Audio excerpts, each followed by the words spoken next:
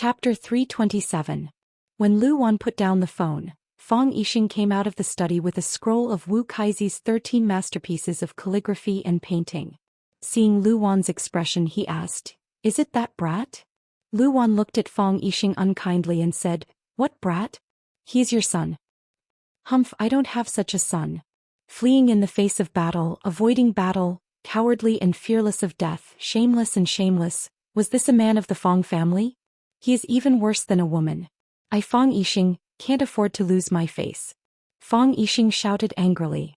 Speaking of his good-for-nothing son, he was angry. Humiliation, it was a humiliation as big as the heavens. How could he do such a thing? How could he run away on the day of the competition? If he couldn't beat others, he should let them beat him. He had been beaten before. Why did he run away? Why did he run away?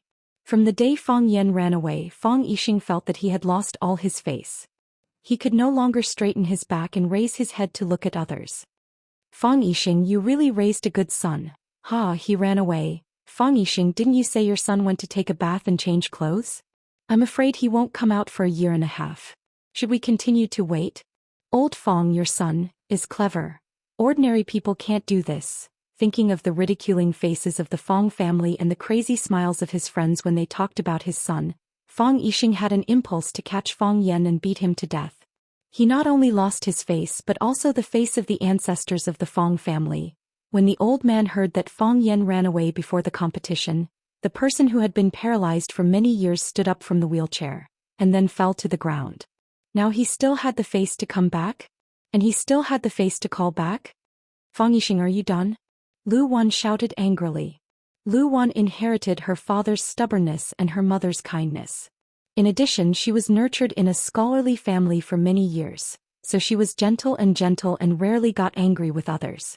She was like the character Wan in her name. However, when she encountered something that she thought she must persist in, the energy she burst out was also amazing. For example, everything about her son Fang Yan. Fang Yixing looked at his wife Lu Wan in surprise, frowned and asked, "What did that brat say to you again? Is it reasonable for him to skip class and run away?" "What did he say?" "He said he wasn't going home for the Lunar New Year. He said he wanted to spend the Lunar New Year with his grandma in Huacheng. Wasn't it all because of you? He was afraid that you were still angry with him. He was afraid that you would be sad and disappointed with him. Look at you, what have you done to the child all these years? How did I oppress him? I'm doing this for his own good." "Are you doing this for his own good? Who is he doing this for? Who did he live for? Why should he suffer so many grievances? Why do you have to shoulder so much pressure?" Lu Wan stared at Fang Yixing fiercely and said, "My son doesn't like to practice martial arts since he was born. What he likes most is reading poems, writing lyrics and flowers. He has the blood of the Fang family in his blood, and half of it is the blood of the Lu family. The Lu family hates fighting and killing the most. But what did you do? You forced him to practice his stance and he stood there for hours. If he couldn't finish the task, he was punished. The punishment was to stand for a longer time. When he was a little older, he was asked to learn boxing. When his hands were red and swollen, he was not allowed to rest for a day." Fang Yixing knew that his wife was really angry. He explained in a low voice, "He can't rest. Once he rests, all his previous efforts will be wasted. He can only get through the hurdle in one go." "Yes, you are his father. You said he can't rest, so he can only continue to practice. After standing for a while, he will practice boxing. After boxing, he will practice palm, sword, plum blossom steps. He will learn all the things you asked him to learn. Have you ever asked for his opinion? Do you know if he really likes it? You told him that the Fang family Tai Chi must be inherited by someone. You told him that the Fang family needs someone to bring glory to the Fang family. You told him that you are a descendant of the Fang family, so you must shoulder this burden. What are you doing? Aren't you a descendant of the Fang family? Why don't you inherit the Fang family Tai Chi? Why don't you go and bring glory to the Fang family? You stay in the study all day reading and painting. When the child makes a little mistake, you scold him. Why? You have escaped for your whole life. Can't you allow my son to escape for once?" Fang Yixing opened his mouth, but he found that he couldn't say anything. What she said was so reasonable. He was a descendant of the Fang family and he was Fang Yan's father. If they talked about continuing the Tai Chi to bring glory to the Fang family, shouldn't he go first? What right did he have to push all the responsibilities and obligations onto his own son? Just because Fang Yan was his son? Luan also knew that what she said was too harsh. But for the happiness of the child, she had to correct Fang Yixing's wrong point of view and let him have a new understanding of his son. Fang Yan doesn't like to practice martial arts. But he does it because of your request. Fang Yan longs for freedom most, but he carries that responsibility on his back and walks forward step by step. He has the heart of Tai Chi at a young age. Everyone praises him as a young genius. In Swallow Dock, how many kids are better than our Fang Yan? Did he bring shame to the Fang family? Did he make the Fang family feel disappointed? Who cares about the face of the Fang family more than him? Who cares about the honor of the Fang family more than him? He was beaten by that girl from the Yi family year after year. A young man like him cares about his honor the most. But did he give in? Did he escape? When the heart of Tai Chi suddenly disappeared, who was the most panicked? Who was the most sad? Can you understand the pressure he was under at that time? Have you ever thought about it from his point of view? Why did he stay? For the honor of the Fang family, to show the backbone of the men of the Fang family, to let everyone know that he was not a genius? To let everyone know that his heart of Tai Chi was just a flash in the pan? To let him be beaten again in front of everyone? Fang Yixing, Fang Yan is your son, not our enemy. How can you be so cruel to him? He doesn't even dare to go home now. Do you want me to lose this son? Fang Yixing was silent for a long time. He sighed and said, "Ask him to come back." What's the use of asking him to come back? He is afraid that you will be angry, not me. What do you want? You call our son and ask him to come back, Luan said. Only if you call him in person will it be effective. The muscles on Fang Yixing's face twitched. That bastard made him lose face and he had to call him to come back for the spring festival? Wasn't this bullying? You don't want to call? If you don't call, I won't call either. Just prepare to lose this son, Luan said stubbornly. You are being unreasonable. Fang Yixing was extremely angry. You are being rude. Although the child died disgracefully, haven't you heard that? His heart of Tai Chi has been revived and it's more powerful than before. Moreover, that Japanese sword god was defeated by him. A few days ago, the old master received congratulatory letters from his old friends, congratulating him for having a good grandson. The old master was very happy and asked me when Fang Yan would come back. I won't call. Fang Yixing said. If you want to call, do it yourself. After Fang Yixing said that, he turned around and walked to the study with the book in his hand. Bang. After the door was closed, Fang Yixing's expression immediately became gloomy. He walked back and forth in the study from left to right and from right to left. He opened the ink box and wanted to write a piece of calligraphy, but he didn't have any interest in picking up the brush. When he threw the brush into the inkstone, a smear of ink flew up and splashed on the back of his hand. When he wiped it with his hand, it became a pool of irregular black stain. Fang Yixing walked to the sofa and sat down. He looked at the telephone on the table and didn't move his eyes for a long time. He reached out his hand, grabbed the phone and was about to dial a number. After dialing 2 numbers, he was irritated and put the phone down. He was restless. Seeing her husband enter the study, Luan was sad. The men in this family were too proud. For the sake of their own face, they even abandoned their son. They were not even willing to call their son. Wasn't such a father too unqualified? Mom, I'm back. A familiar voice suddenly sounded. Luan turned around and saw her son Fang Yan, standing at the door and looking at her with a smile. A delicate face, a shy smile and a piece of snow on his raised eyebrows. Fang Yan? Luan couldn't believe her eyes. Her son just told her on the phone that he wouldn't come home for the spring festival. How did he stand in front of her in the blink of an eye? Mom, it's me. I'm back. Fang Yan patted the snow on his body and strode into the hall. Fang Yingying carried a big box with difficulty. Fang Haohan, who was sweaty, carried a cloth bag and followed Fang Yan into the house. These 2 guys carried the box and walked all the way, but it wasn't as hard as walking from the yard to the door. Luan grabbed her son's hand and asked in surprise, "Didn't you say you were going to spend the spring festival in Huaqing and wouldn't come back?" "Yes. I thought so at first, but after calling you I thought I should come back. You said you would think about it." "Yes. I've thought about it very quickly." "About 2 seconds, Fang Yan said embarrassedly. "You said you should say hello before coming back," Luan said. "I haven't had time to stew lamb and scorpion for you." I said hello to you. When? Fang Yan pointed at the doorstep and said, I just stood there and said, I said Mom, I'm back, I was saying hello to you. Chapter 328. Lu Wan was such a gentle woman, but she had the urge to strangle Fang Yan and bury him in the snow. Then, was he really born by her? How could she give birth to a son with such a character? If she still couldn't understand Fang Yan's trick, then Lu Wan had grown up in a scholarly family in vain. People who read more were naturally smarter than ordinary people. The moment she saw her son appear at the door, she understood what her son was up to. This bastard was worried that she would be bombarded by the family when she came back, so he called in advance to say that he would not be home for the spring festival. Receiving such a call was naturally very sad. When she couldn't help but stand up to speak for him and had a civil war with Fang Yixing, who was most angry about his escape, he suddenly appeared at the door. Wasn't this adding fuel to the fire? Lu Wan felt very sorry for her husband. It was pitiful enough to give birth to such a son, but he was also ridiculed and scolded by her. You came back a long time ago, right? Lu Wan looked at Fang Yan and asked. It's not early, Fang Yan said. I just got home. I mean, you decided to come back to Yanjing for the spring festival a long time ago and you came back early, but you didn't call me in advance. I did call, but you lied to me and said that you wouldn't be home for the spring festival, which made me sad for a while. Mom, I also wanted to give you a surprise, Fang Yan said embarrassedly. Surprise? It's really a surprise. Lu Wan waved at Fang Yan. Fang Yan, come here and let Mom have a look.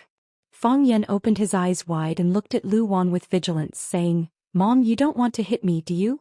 Lu Wan rolled her eyes at her son and said with a smile, Why would I hit you? You're my son. I just want to see if you have lost weight, whether you eat well and sleep well outside. Actually, I'm fine. Fang Yan moved towards Lu Wan step by step. But I want to maintain my figure, so I don't dare to eat too much. But Fang Yingying is a little fatter. Yes. I'm fat. Fang Yingying echoed, trying to attract his mother's attention. What made him sad was that what he was doing was useless. No one even looked at him. Fang Haohen patted him on the shoulder and said sympathetically, No one looked at me either. It would have been better if Fang Haohen hadn't said anything. Hearing these comforting words, Fang Yingying's tears almost flowed out. It was too damn sad. Fang Yan spent a lot of effort to move in front of Lu Wan and said, Mom, what do you want to see? Lu Wan suddenly grabbed Fang Yan's ear and pulled his body towards her. Fang Yan cried out in pain and said, It hurts. Mom, be gentle, I'm going to be disfigured. What do I want to see? What do you think I want to see? Lu Wan scolded angrily. I just want to see whether your face is thicker or not. How can you torment your own parents like this? Why did I give birth to a son like you? You called home to lie and made me quarrel with your father. I'm going to pull your ear off. Mom, I'm wrong. Mom, I was wrong. I didn't want to do this, but Fang Yingxiong said that I should call home to inform them. Fang Haohen also said that it would give people a pleasant surprise. First, you'll be disappointed, then I'll suddenly appear in front of you. They all said that you'll be very happy this way. It's all my fault for believing in their slanderous words. Fang Yan betrayed Fang Yingxiong and Fang Haohen without hesitation. What was the use of a martial nephew? Wasn't it used to be a scapegoat? As expected, Lu Wan glanced at Fang Yingying and Fang Haohen fiercely and said with a murderous look, Fang Yingying, Fang Haohen. Fang Yingying and Fang Haohen looked at each other. They both had a kind of determination to pull Fang Yan down even if they were to be cut into pieces. Fang Yingying ran to Lu Wan with the big leather box in his arms and put it down. He knelt down with a thud and kowtowed 3 times. He hugged Lu Wan's leg and cried, Madam, I miss you so much. How are you? I'm going to find Junior Marshal Uncle. I can't be filial to you. You must take good care of yourself. When you are hungry, remember to eat. When you are cold, remember to add clothes. Seeing that Lu Wan's face was getting darker and darker, Fang Yingying realized that he had acted too much. He hurriedly opened the big box in front of him and said attentively, Madam, look. These are all the gifts your daughter-in-law chose for you. There must be something you like. Daughter-in-law? Lu Wan was stunned. Fang Yan got married outside? Daughter-in-law sent gifts. Sure enough, this trick worked well. Lu Wan's attention was immediately diverted. The muscles on Fang Yan's face kept twitching. He had an impulse to cut Fang Yingying 1,000 times and throw him out to feed the dogs. You bastard son of a bitch, why do you have to touch my sore spot? Do you want me to live a peaceful life? Do you have any morality or loyalty? Seeing that Fang Yingying had used up all his tricks, Fang Haohen did not want to show weakness. He knelt down in front of Lu Wan with a thud. After kowtowing 3 times he shouted, "Madam, I kowtow to you." Fang Haohen was ordered by my master to look for junior martial uncle. I didn't let my master down. I finally found junior martial uncle in Huaqing. Originally we wanted to take junior martial uncle back to Yanjing immediately. But junior martial uncle has joined the work in Huaqing. He is determined to teach his students what he has learned. This ambition is not small. Hero and I dare not disturb him. We can only accompany him. Cooking is my daily work. Hero and I take turns to do the laundry and mop the floor. We eat after junior martial uncle eats. We sleep after junior martial uncle sleeps. We never let junior martial uncle starve or freeze for a day. We have the kindness of the Fang family and my mother's care. All the grievances are not grievances. All the hardships are not hard. We just want to give my mother an explanation when we come back. We will be satisfied. Lu Wan was about to cry. She stroked Fang Haohen's head and said, "Hero, you have worked hard. I know you are a good boy. You and Hero are both good boys. Your master is too selfish. Fang Yan is a bastard. We shouldn't have looked for him." Now Fang Yan's cheeks were not only trembling. His whole body was shaking. So hateful. It's so hateful. He hunted wild geese all day long. Today he was pecked blind by 2 small geese. Isn't the truth the opposite of what they said? Fang Yan wanted to kick Fang Yingying and Fang Haohen's butts. He scolded, "You 2 bastards. Touch your conscience. Tell my mother who is taking care of who in Huaqing. Whose food are you eating? Whose house are you living in? How did you survive in Huaqing when you are penniless? Tell my mother clearly." Unfortunately, he forgot that his ear was still in Lu Wan's hand. Seeing that Fang Yan wanted to beat her, Lu Wan was even angrier. She pulled hard and Fang Yan's kick failed. Lu Wan slapped Fang Yan's head and shouted, "You are such a wastrel. When you are at home you have everything you need. When did you do housework? If it weren't for Fang Yingying and Fang Haohen, how could you survive in Huaqing? You don't know how to repay kindness and you even touch your benefactor. Fang Yan, you are so disappointing." Fang Yan cried. He wanted to run away from home. This home was so dark that he couldn't feel any warmth. The city is getting dark. When love passes by, how many people can be happy? No one loves me. No one waits for me. I don't think I'll be lonely. The people in this city are too cold and weak. I'm the only one left. I've walked too much alone and my tears keep rolling. Please save your love for me. My heart is so cold waiting for you to hurt me. Slap. Fang Yan's head was slapped again. Also, what's wrong with my wife? There are so many girls. What's the job? Is she beautiful or not? You didn't even tell your family before you got married? Are you going to get married because you have a baby? You came back this time just to tell me the truth, right? If I don't agree, you're going to elope with someone. Explain it to me. Fang Yan was completely dumbfounded. Mom, have you watched too many melodramatic dramas at 8 o'clock? What do you mean by getting married because you have a baby? Come home and tell me the truth. Elope with someone? What are you talking about? I don't understand it all, okay? At this moment, even the originators Fang Yingying and Fang Haohen became idiots. They opened their mouths wide and couldn't say anything for a long time. They only mentioned the word daughter-in-law. They didn't say anything else. Junior martial uncle, you should be clear before you kill someone. Mom, can you let go of me first? Fang Yan said with red eyes. Let go of me first. I'll explain it to you. Let go of me and listen to your explanation. You can make phone calls and lie while standing in front of your house. If I let go of you, can you still believe what you say? Lu Wan sneered. Tell me quickly. Otherwise I'll use all my strength. Although I haven't learned kung fu, I still have the strength to pull off an ear. Mom, this is a misunderstanding. That's Fang Yingying talking nonsense. How can you have a daughter-in-law? Ouch, ouch, ouch. What do you mean? What do you mean by how can you have a daughter-in-law? I have a son. Why don't I have a daughter-in-law? Can't you even find a wife? Lu Wan was so angry that her teeth itched. No wonder your dad said you ran away from the battle. You're shameless and afraid of death. You can't even find a girlfriend. Do you still deserve to be a man of our Fong family? Fong Yan was completely desperate. He raised his face 45 degrees to look at the gloomy sky outside. The snow was flying and the cold wind was howling. It was just like his damp mood at the moment. Mom, I've explained so much. I just want to ask one question. Fong Yan asked with a sad voice. Which family has the best excavator technology? Chapter 329. Lu Wan's character was very gentle and her appearance was very classical. She could play the role of a beauty in ancient times by wearing a palace dress and changing her hairstyle. Fong Yan's appearance was more inherited from his mother, which was also the reason why he looked so delicate. Hearing the extremely strange question asked by Fong Yan, Lu Wan was extremely shocked and asked, "What excavator technology? Fong Yan, what are you talking about?" "Find a good excavator and let them dig a hole to bury me. Bury it deeper so that I can't help but climb out again," Fong Yan said in a sad tone.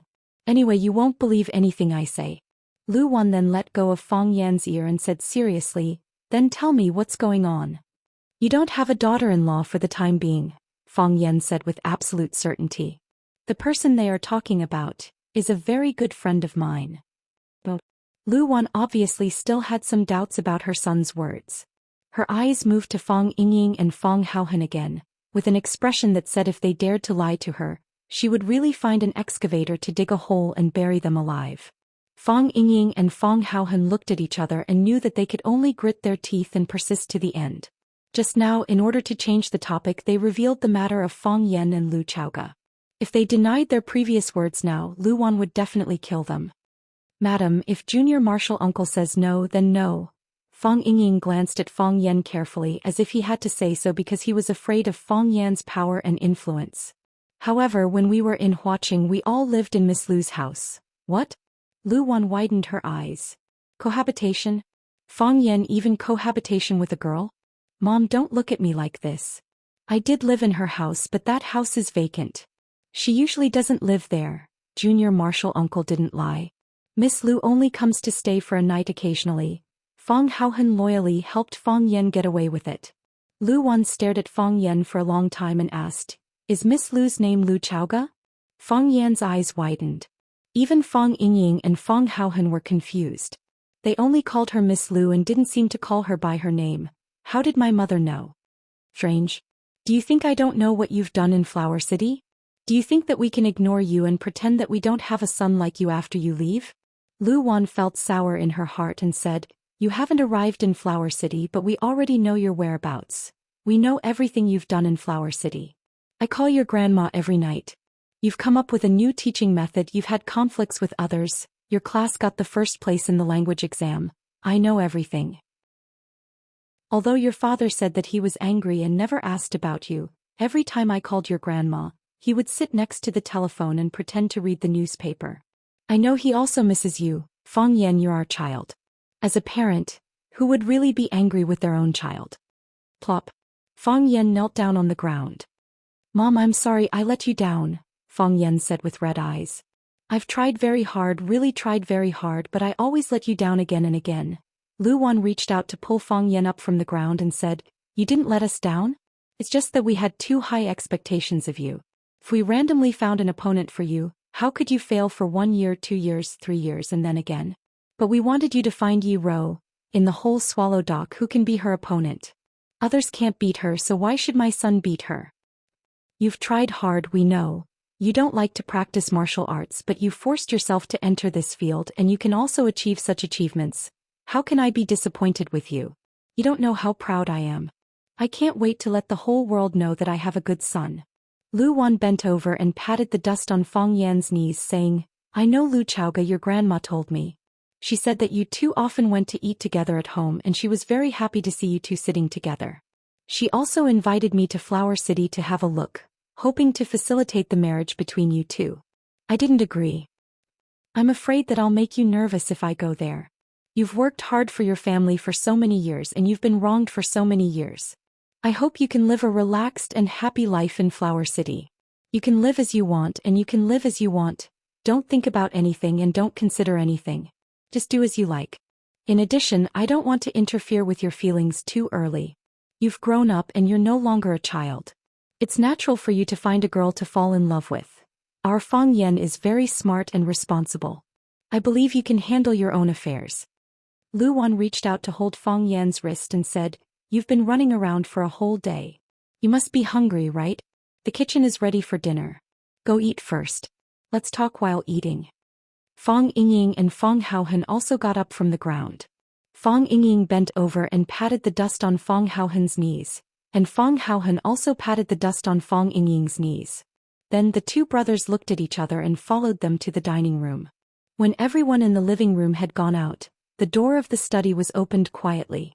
Fang Yixing listened to the voices of his son Fang Yan and his wife Lu Wan, as well as the quarrel between Fang Yingying and Fang Haohen. He couldn't help but grin.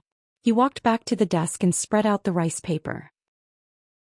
He picked up the brush and used the ink to write 5 strong characters in one go.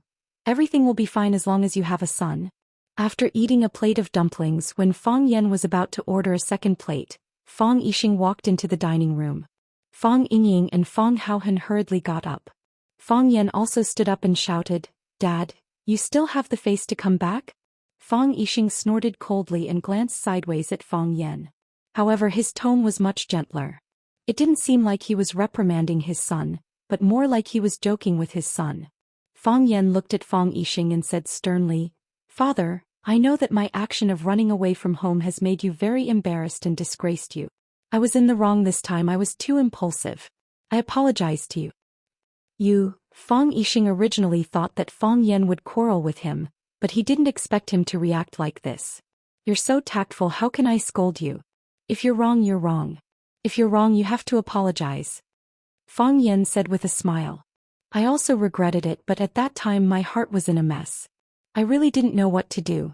I didn't even know who to discuss it with. You also know that I'm too prideful.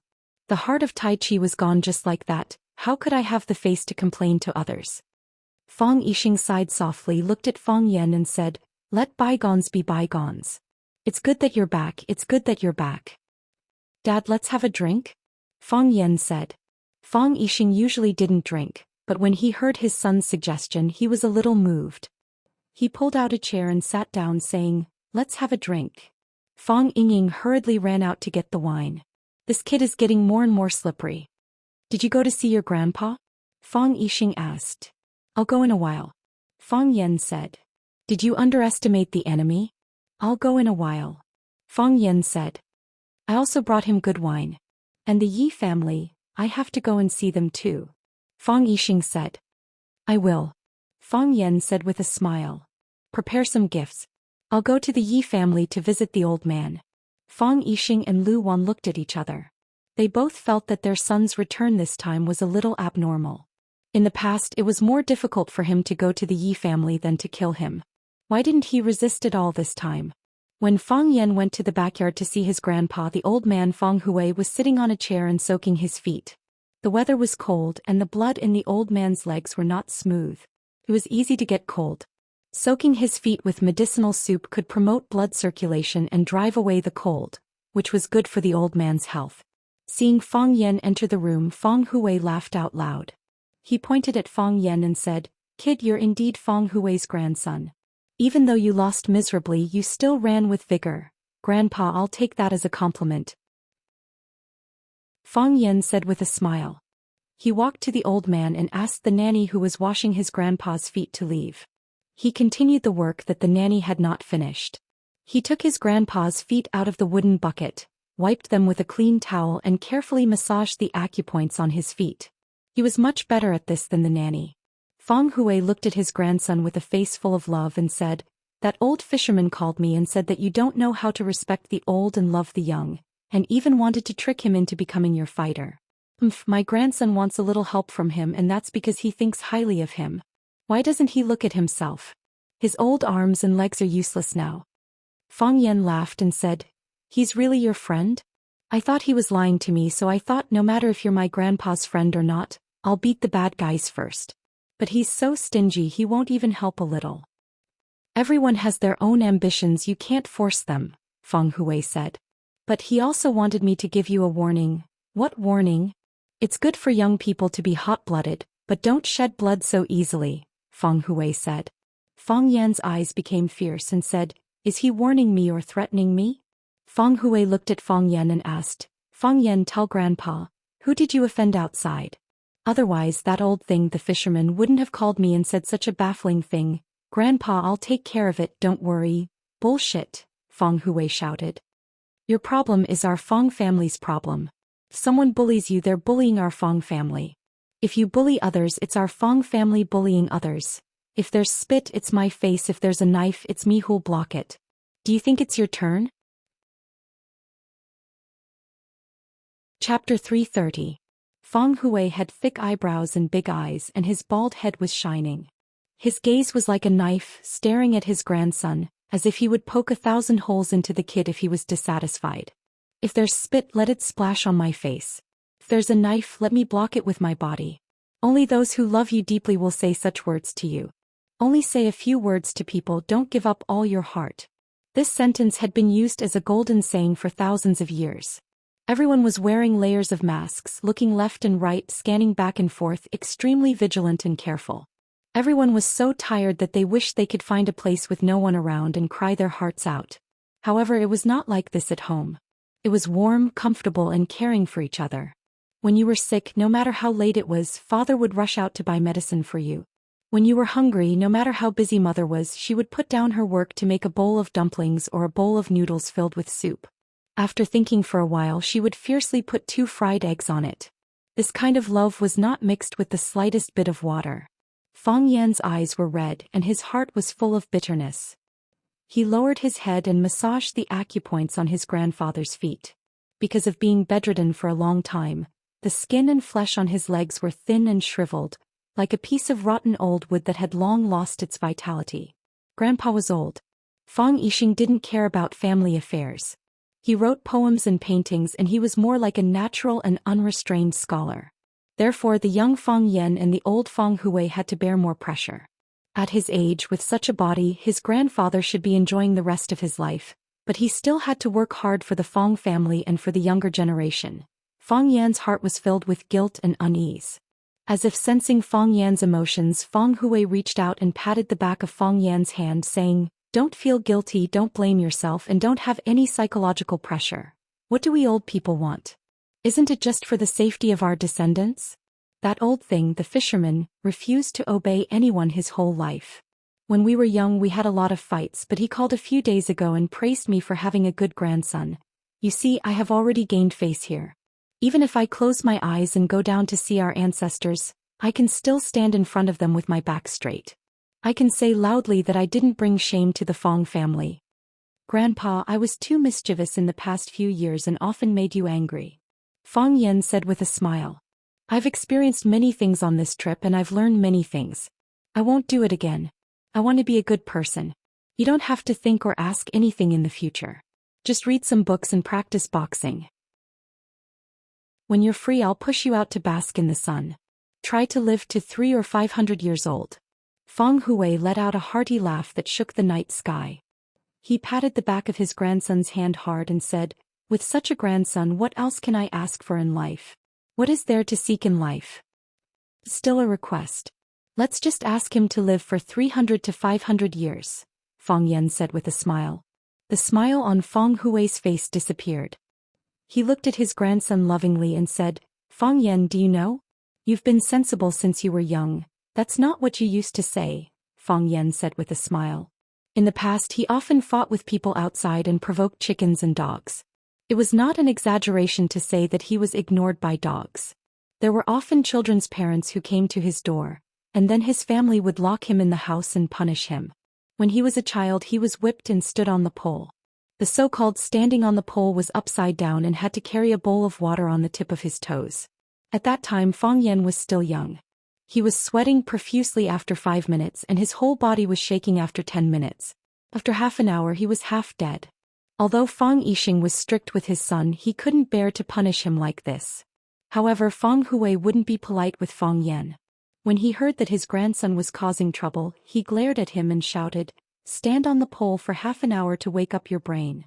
Therefore, after standing on the pole for half an hour, Feng Yan would often be paralyzed on the ground in a daze like a pile of mud. "Why did you fight with people? That's because some people are too much. Grandpa's leg disease relapsed and he's paralyzed. Your father gave up halfway on the path of martial arts. In their eyes, he's no different from a useless person. He underestimated the enemy and was trapped in a demonic miasma. When others see that our Fong family is in decline, they want to bully us. The hundreds of families in our swallow dock all have a fighting spirit in their bones. When they scold you, you have to scold them back. If you dare to turn around and walk away the next time you see them, they dare to kick you, they dare to slap you in the face. I'm useless, your father can't be hit, underestimate the enemy, sleep more than awake all day, you've seen all of this. So you stood out at such a young age. Someone scolded me as an old cripple. Do you fight? Yes. Fong Yan said. Someone scolded your father as an old trash. Do you fight? Yes. Fong Yan said again. Someone scolded him as an old drunkard who underestimated the enemy. Do you fight? Yes, no. Fong Yan said with some uncertainty. He really is an old drunkard. I also call him an old drunkard. Slap. Fong Yan's head received a slap. Don't you know how bitter it is to underestimate the enemy? Fong Hui scolded. How dare we bully our Fong family when we underestimate the enemy? Who dares to say anything harsh to me, an old cripple, and your father, that old trash? If it weren't for the fact that we underestimated the enemy, who knows how hard it would have been for our Fong family? Grandpa, I know. Fong Yan's head hurt. He said gloomily, it's a fact that he likes to drink and is an old drunkard. But he's the only old drunkard that I respect, admire, and even somewhat worship. He could still create drunken crane riding the wind when he was that drunk. This footwork helped me a lot when we fought against the Japanese sword god. So, be more polite when you talk to the enemy next time. Don't be impolite. If I really did that, I'm afraid I won't even be able to enter his small courtyard in the future, Fong Yan said. Fong Hui thought about it and said with some annoyance, do as you please. A bunch of impolite lunatics. People will only be afraid when they're crazy, Fong Yan said with a smile. Yes. So at that time you would beat people up every now and then. When people scolded me as an old cripple and your father as an old trash who underestimated the enemy as an old drunkard, you beat up their sons and grandsons until they were bleeding and screaming. Fong Hui sighed softly and said, we old guys can't do it anymore, but we still have the younger generation. Plus, our younger generation is better than theirs. As parents, don't they like to compete with their children's grades? You can be considered to have brought honor to our Fong family, winning every fight. Fong Yan smiled bitterly and said, your heart is like a mirror. Why did you still punish me so severely back then? It wasn't punishment, it was training. Special training. Other than me, Fong Hui, whose grandfather would train his grandson like an animal. Fong Hui said proudly. To make you stronger, to make you more powerful. I'm afraid that you'll lose the next fight. At that time, our Fong family won't even have the last piece of cloth to hide our shame. You're really astute, Fong Yan said. There are times when I've miscalculated, Fong Hui said.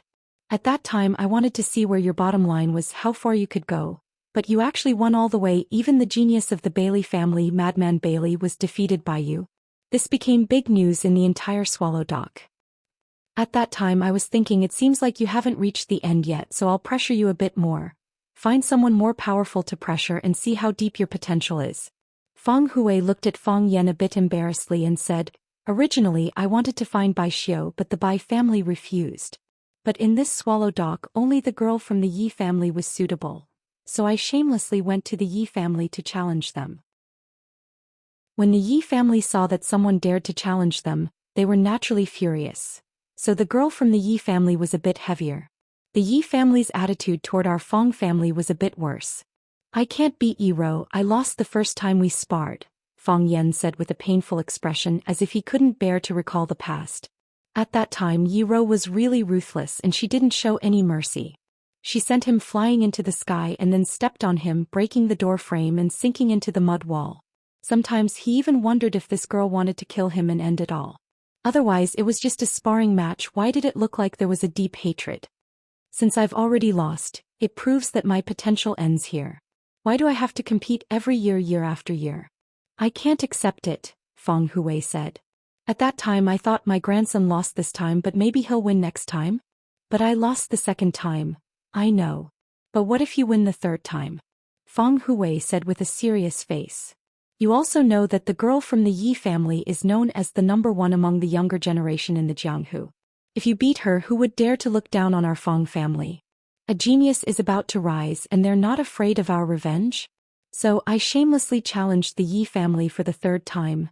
Wait. Fang Yan suddenly raised his head and stared at Fang Hui with his eyes wide open. You said, the 3rd time? Didn't we agree to have a fight every year? How can that be? Who would want to do the same thing for 10 years? Fang Hui shook his head. The girl from the Yi family won the 1st year, but she didn't want to fight you again the 2nd year. How did you convince them? I went to the Yi family and told them that they were afraid, weren't they? Otherwise, why didn't they dare to fight? My grandson trained hard for a year and this year he wants to take revenge. How can he not fight? Chapter 331. The Yi family is just a bunch of cowards. Do you think you can always win after winning once? My grandson is a genius. He practices hard every day just to defeat Yi Ruru and get revenge for last year's humiliation. If you have the guts, fight with my grandson again. My grandson Fang Yan told me that this time, the Fang family will definitely beat the Yi family. Our Fang family will regain the 1st place on the Qingyun list. My grandson Fang Yan should be the 1st in the Neijiang Lake. Thinking about a bald old man in a wheelchair roaring in the Yi family's hall, and how the Yi family was unable to do anything to a paralyzed old man, Fang Yan's entire body trembled with anger, and he broke out in a cold sweat from the lingering fear. It was a combination of ice and fire. What a proud family the Yi family was. It was a prosperous family with many talents. Since the birth of Yi Ruru, a rare martial arts genius, the Yi family became even more arrogant and domineering. Just like what Fang Yan knew, even the chickens of the Yi family were more arrogant than the chickens of other families. The people of the Yi family were even more arrogant. Who did they usually look up to? However, Fang Hui, the grandpa of the Fang family, went to the Yi family to provoke them and called them cowards. He finally understood why Yi Ruru looked at him like a knife every time she saw him. He also understood that every time he competed with Yi Ruru, the Yi family's mouths were more vicious than the other, and they wanted to cut off a few pieces of his flesh. He also understood why Grandpa never showed up in the competition, saying that he was not feeling well. After knowing the truth, Fang Yan suddenly felt that the beatings he had suffered over the years were not unfair at all. Even if he was beaten to death by Yi Ruru, it was because she was kind and gave him a discount, instead of crippling him and humiliating him for the rest of his life. Fang Yan grasped Fang Hui's feet tightly. He was afraid that he would lose control and crush the bones of his feet. He looked at Fang Hui with infinite grievance and said, "Grandpa, how could you do such a thing? Why didn't you tell me in advance? Do you know how terrible Yi Ruru is? I have nightmares every night when I think of her. Of course I know that girl from the Yi clan is powerful. Otherwise, how could she be qualified to be my grandson's opponent?" Fang Hui said matter-of-factly. Then his bright eyes were filled with a smile as he said, "If it weren't for that, we wouldn't have been able to force another genius with the heart of Tai Chi out of the Fang clan. Think about it, when did you comprehend the heart of Tai Chi?" Fang Yan pointed to his left leg and said, "This leg was broken by Yi Ro when I was recuperating in bed. Isn't that right? Pressure gives you motivation, oppression gives you resistance, and competition gives you continuous improvement. If it weren't for Yi Wen-ro, if it weren't for me begging her to beat you up every year, would you have practiced martial arts so hard?" Fang Yan opened his mouth, not knowing how to answer this question. It sounded like Grandpa was really doing it for his own good, but why did he feel that something was not quite right? It didn't take long for Fang Yan to figure out what the problem was. He looked at Fang Hui and said, "Aren't you afraid that the Fang clan will beat me to death if you provoke them like this?" Fang Hui glanced at Fang Yan and said, "I'm still alive, aren't I? The path of martial arts is like climbing a dangerous mountain or sailing a boat in the raging sea. It's very common to get injured or even lose your life in the face of hardships and obstacles. Your father, let's not talk about your father. Let's talk about underestimating your enemy. Underestimating your enemy made him a genius of his generation, but he couldn't get out of it and almost became half a cripple. Isn't it also because of the pursuit and dedication of higher martial arts? There are countless cases like this, but how many people would give up because of this? If you can choke to death on rice and water, what's a little pain for a hot-blooded man like me? When you enter the realm and reach the other side, you'll find that what you've suffered before is really nothing. Grandpa's right. Fang Yan nodded helplessly. That's why we owe the Yi clan a great favor. Fang Hui said. I'll keep it in mind. Fang Yan said. After being beaten up for so many years, he still owed a great favor. Who could he find to reason with? Fang Hui took a towel and threw it to Fang Yan and said, wipe it, no need to rub it. It's useless even if you rub it. Go wash your hands and warm a pot of wine. Let's have a drink and enjoy the snow. You can't drink. I'll make you a cup of goat's milk, Fang Yan said. Bullshit. Who said I can't drink? I said drink then drink. Milk? Are you scolding me? Old urchin, people become urchins when they get old. Fang Yan couldn't dissuade Fang Hui, so he asked the kitchen to warm a pot of plum wine. Fang Yan poured a cup for Fang Hui. Fang Hui took it and drank it in one gulp. He clicked his tongue and said with regret, it's not satisfying. It's not as satisfying as burning knives. Just drink it. Fang Yan said with a smile. I secretly asked someone to warm it for me. I said I wanted to drink it myself. If my mom saw this, she would pull my ear again. Humph, do you need a woman to talk about men's business? Fang Hui glared and shouted. He paused, then sighed and said, it's been hard on your mom these years. She suffered a lot in our Fang family. Because of this, I don't even have the face to raise my head in front of my old friend. Lu Gong is an unyielding man. He has never lowered his head to anyone. His daughter, Sai, it's our Fang family that let the Lu family down. Grandpa and Grandma are both good. They didn't say anything about who let the other down. Fang Yan said with a smile. When he was in Huaqing, what he heard the most was his grandpa and grandma blaming the Fang family for letting him practice martial arts. They thought it was too dangerous to fight and kill all day. They never said how bad their daughter's marriage was and how miserable her life was. Fang Yan knew that his mother Lu Wan didn't think that way either. Her life was just a little dull and she was more or less ridiculed by the neighbors. So what if it's nothing? They don't have to say it, but we can't, Fang Hui said in a deep voice. They raised their daughter and sent her to our family. We have to let their daughter eat well and live a good life. Otherwise, how can we live up to the trust they placed in us? Grandpa's right. The men of the Fang family will never let their women be wronged. Fang Yan knew that Fang Hui was a male chauvinist, so he followed along and said, don't you still have me? I will definitely let her live a good life in the future. Yes. Our family's hope is on you. Fang Hui said. Open the window and push me to the window. It's still snowing outside? It is. Fang Yan said. Why don't you open the window? It's windy and snowing. If Grandpa's body can't take it, you brat, you're scolding me in a roundabout way. I'm also a martial artist. Who taught you how to underestimate your enemy in your kung fu? Fang Hui sneered. Open the window. Fang Yan had to open the window. A gust of cold wind swept in, like a cold knife scraping on his skin. Snowflakes danced in front of the window. The whole world was covered in ice and snow. The flowers and grass in the yard all turned into ice sculptures. It made people feel happy and cheerful. Fang Hui pulled the blanket off his body and exposed his chest to the wind and snow. He laughed and said, this is good. Pour the wine. Fang Yan took the small pot and poured the wine for Fang Hui. Fang Hui drank it in one gulp and handed the cup over again. He said, pour the wine. Fang Yan didn't move the pot. He said, I can't do that. I haven't finished my cup yet. We'll split the wine in half. Don't try to take advantage of me. Fang Yan drank the plum wine in his cup in one gulp and poured himself another. Then he poured a cup for his grandpa and a cup for himself. He said, this is fair. Fang Hui laughed and said, you brat. You never want to lose in front of anyone. Of course. You can eat anything but you can't lose. Fang Yan said with a smile. After drinking 2 cups of wine, I finally have a little heat and blood in my body. Tell me which bastard bullied my grandson. Fang Hui asked. Fang Yan thought for a while and said, actually, I was just being a busybody. Since you intervened, then it's something you should intervene.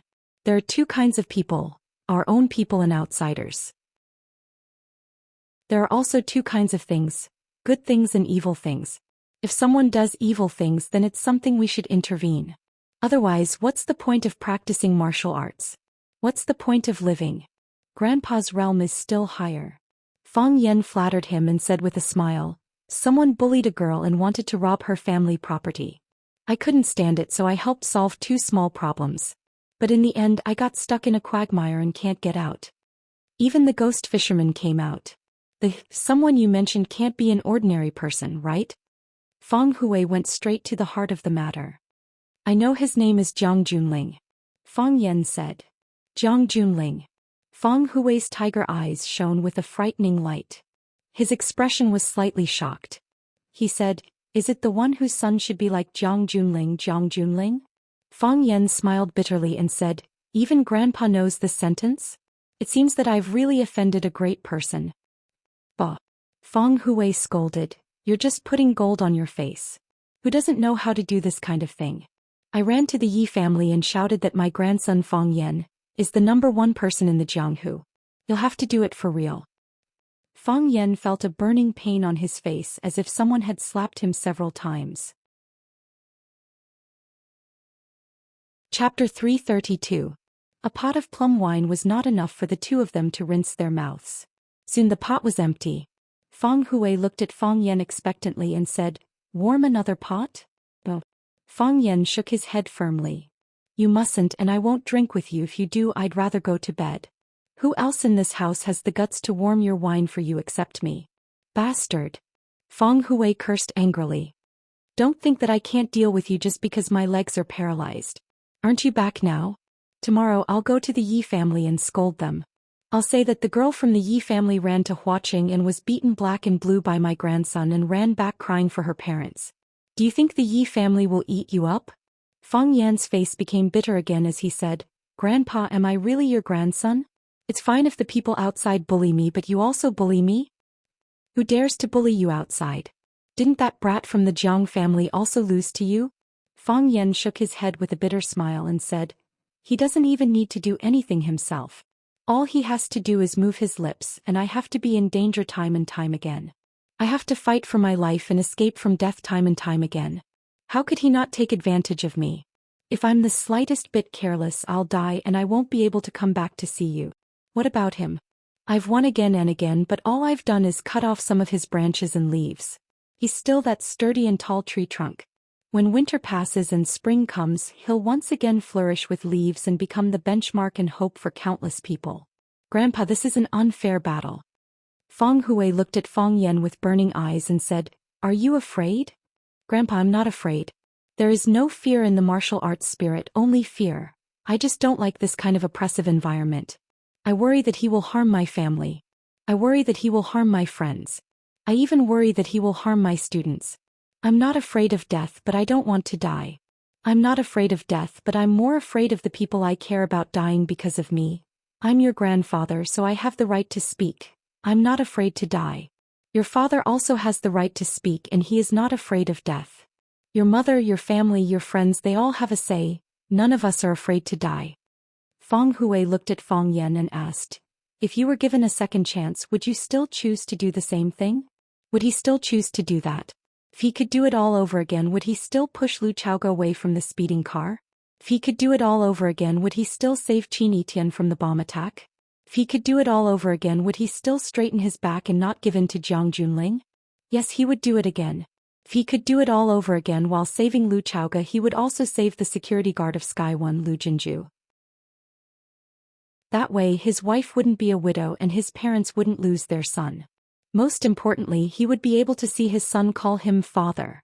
Now that his heart of Tai Chi had entered the Starlight Realm, he believed that he had the ability to do it. If he could do it all over again, he would still save Qin Yitian from the bomb attack. Not only because she was a girl who admired him, but most importantly, she was his student. It was natural for a teacher to save a student.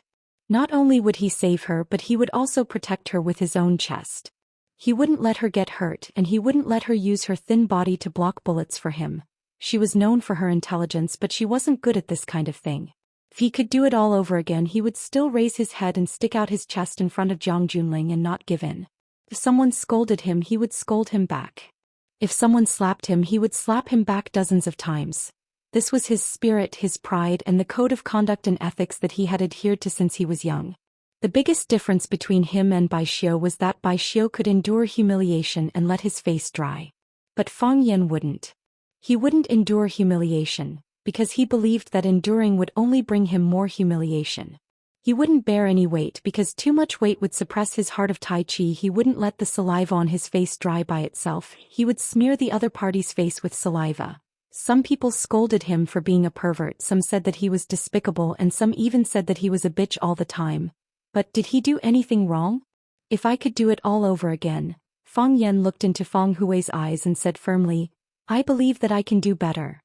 If you didn't do anything wrong, then it's someone else's fault, Fang Hui said with a serious expression. Would I blame my grandson for doing a few good things? Maybe other people's parents would do that, but our Fang family doesn't have such family rules and teachings. I know what to do now, Fang Yan said with a serious expression. Be brave, be fearless, and stick to your heart, Fang Hui said. What the heart thinks is what the person wants. Only in this way the spirit of Tai Chi will not be extinguished and the heart of Tai Chi will be eternal. The reason why you obtained your heart at such a young age is because you have been living freely all these years and never disobeyed the laws of heaven and humanity. If anyone is retaliated against because of this, I am willing to be a martyr on the path you seek. Fang Yan stood up and bowed deeply to Fang Hui. It's not because I'm kind and selfless. Fang Hui looked at Fang Yan, his old eyes filled with joy, and said, It's because you are my grandson. That's all. Fang Yan had been sitting in the Yi family's hall for half an hour, but no one from the Yi family came out to entertain the guests. The maid of the Yi family, said that she would go in to report, but there was no more news. What's more infuriating is that you should at least pour a cup of tea for the guests before you leave, right? Fang Yan was not in a hurry. He knew that the Fang family and the Yi family had not been on good terms over the years, and it was not an exaggeration to say that they had a deep hatred. Because of Grandpa Fang's manipulation and instigation, every time Fang Yan and Yi Rou fought, it was like adding fuel to the fire in the hearts of the two families. If what Grandpa said was true, then the Fang family or Fang Yan did indeed owe the Yi family a huge favor. Most importantly, on the eve of his battle with the Japanese sword god Chiba, Yi Rou rushed thousands of miles to help. Although it was said that she was entrusted by the old drunkard, she still rushed to Huaqing and gave Fang Yan the greatest support with her own strength. Fang Yan was grateful to the Yi family and even more grateful to Yi Rou. After parting in Huaqing, the two of them had not seen each other for a long time. Fang Yan really wanted to talk to Yi Rou. His Taiji heart had entered the starlight realm, how to develop in the future, which direction to cultivate in. These were all difficult problems for him to solve. Yi Rou was known as the #1 genius of the younger generation in the inner pugilistic world, and also a pioneer on the path of cultivation. She would definitely be able to give him a lot of suggestions and solutions. Clang, clang, clang. Fang Yan knew that this was the sound of shoes stepping on the floor. However, if someone didn't know better, they would definitely think that a big monster had come out from some deep forest to harm people. As expected, Yi Fengxing, who looked the least like a member of the Yi family, walked out casually. He glanced at Fang Yan from the corner of his eyes and said while gritting his teeth, You're here to see my cousin? Yi Fengxing was the son of the second of the 3 tigers of the Yi family, Yi Zhou Xian, and also Yi Rou's cousin. The members of the Yi family all had excellent genes. The men were handsome and the women were beautiful. However, when it came to Yi Fengxing, the genes had mutated. Not only was he fat, but he was also ugly. Therefore, when he was young, everyone had been arguing over whether to call him Little Fatty or Little Clown. In the end, they even started fighting. Fang Yan was a firm supporter of Little Fatty, because he felt that calling someone Little Clown was too insulting. He wouldn't do such a thing. Fang Yan pointed at the mountain-like pile of gifts on the table and said, Do you think this is the style of someone looking for your cousin? Oh, 100-year-old ginseng, a big box of cordyceps, and a pair of deer ears. What's going on? Is your Fang family here to propose marriage? Even if you're here to propose marriage, it should be Elder Fang himself, right? Yi Fengxing flipped through the pile of gifts and said with a smile. You're not qualified. Whether I'm qualified or not is not up to you to decide. Whether you're qualified to receive me is up to me to decide. Fang Yan stared at Yi Fengxing with an unfriendly gaze and said, I came to visit the elders of the Yi family, and they told you to receive me? No one told me to come out to receive you, Yi Fengxing said. Then why did you come out? I saw that you looked quite pitiful sitting here by yourself, so I came out to talk to you. What's going on? You don't want to? Yi Fengxing acted like he was about to leave and said, if you don't want to, then I'm not going to keep you company. Today I've asked Wang Jing and Li Xiaotian to take care of the sparrows. You sit here first, I'm going to get busy. Wait, Fang Yan shouted. Only then did Yi Fengxing sit back down with a proud expression and said, you don't feel good being ignored by the Yi family, do you? I thought of it when I came here, Fang Yan said seriously. Where's elder ancestor? Is she still in good health? I haven't seen her for a long time, at least let me kowtow to her when I see her, right? The Yi family was a rare family of 4 generations living under the same roof. The elder ancestor was Yi Wenrou and Yi Fengxing's great-grandmother, an old woman who had already lived for more than 100 years.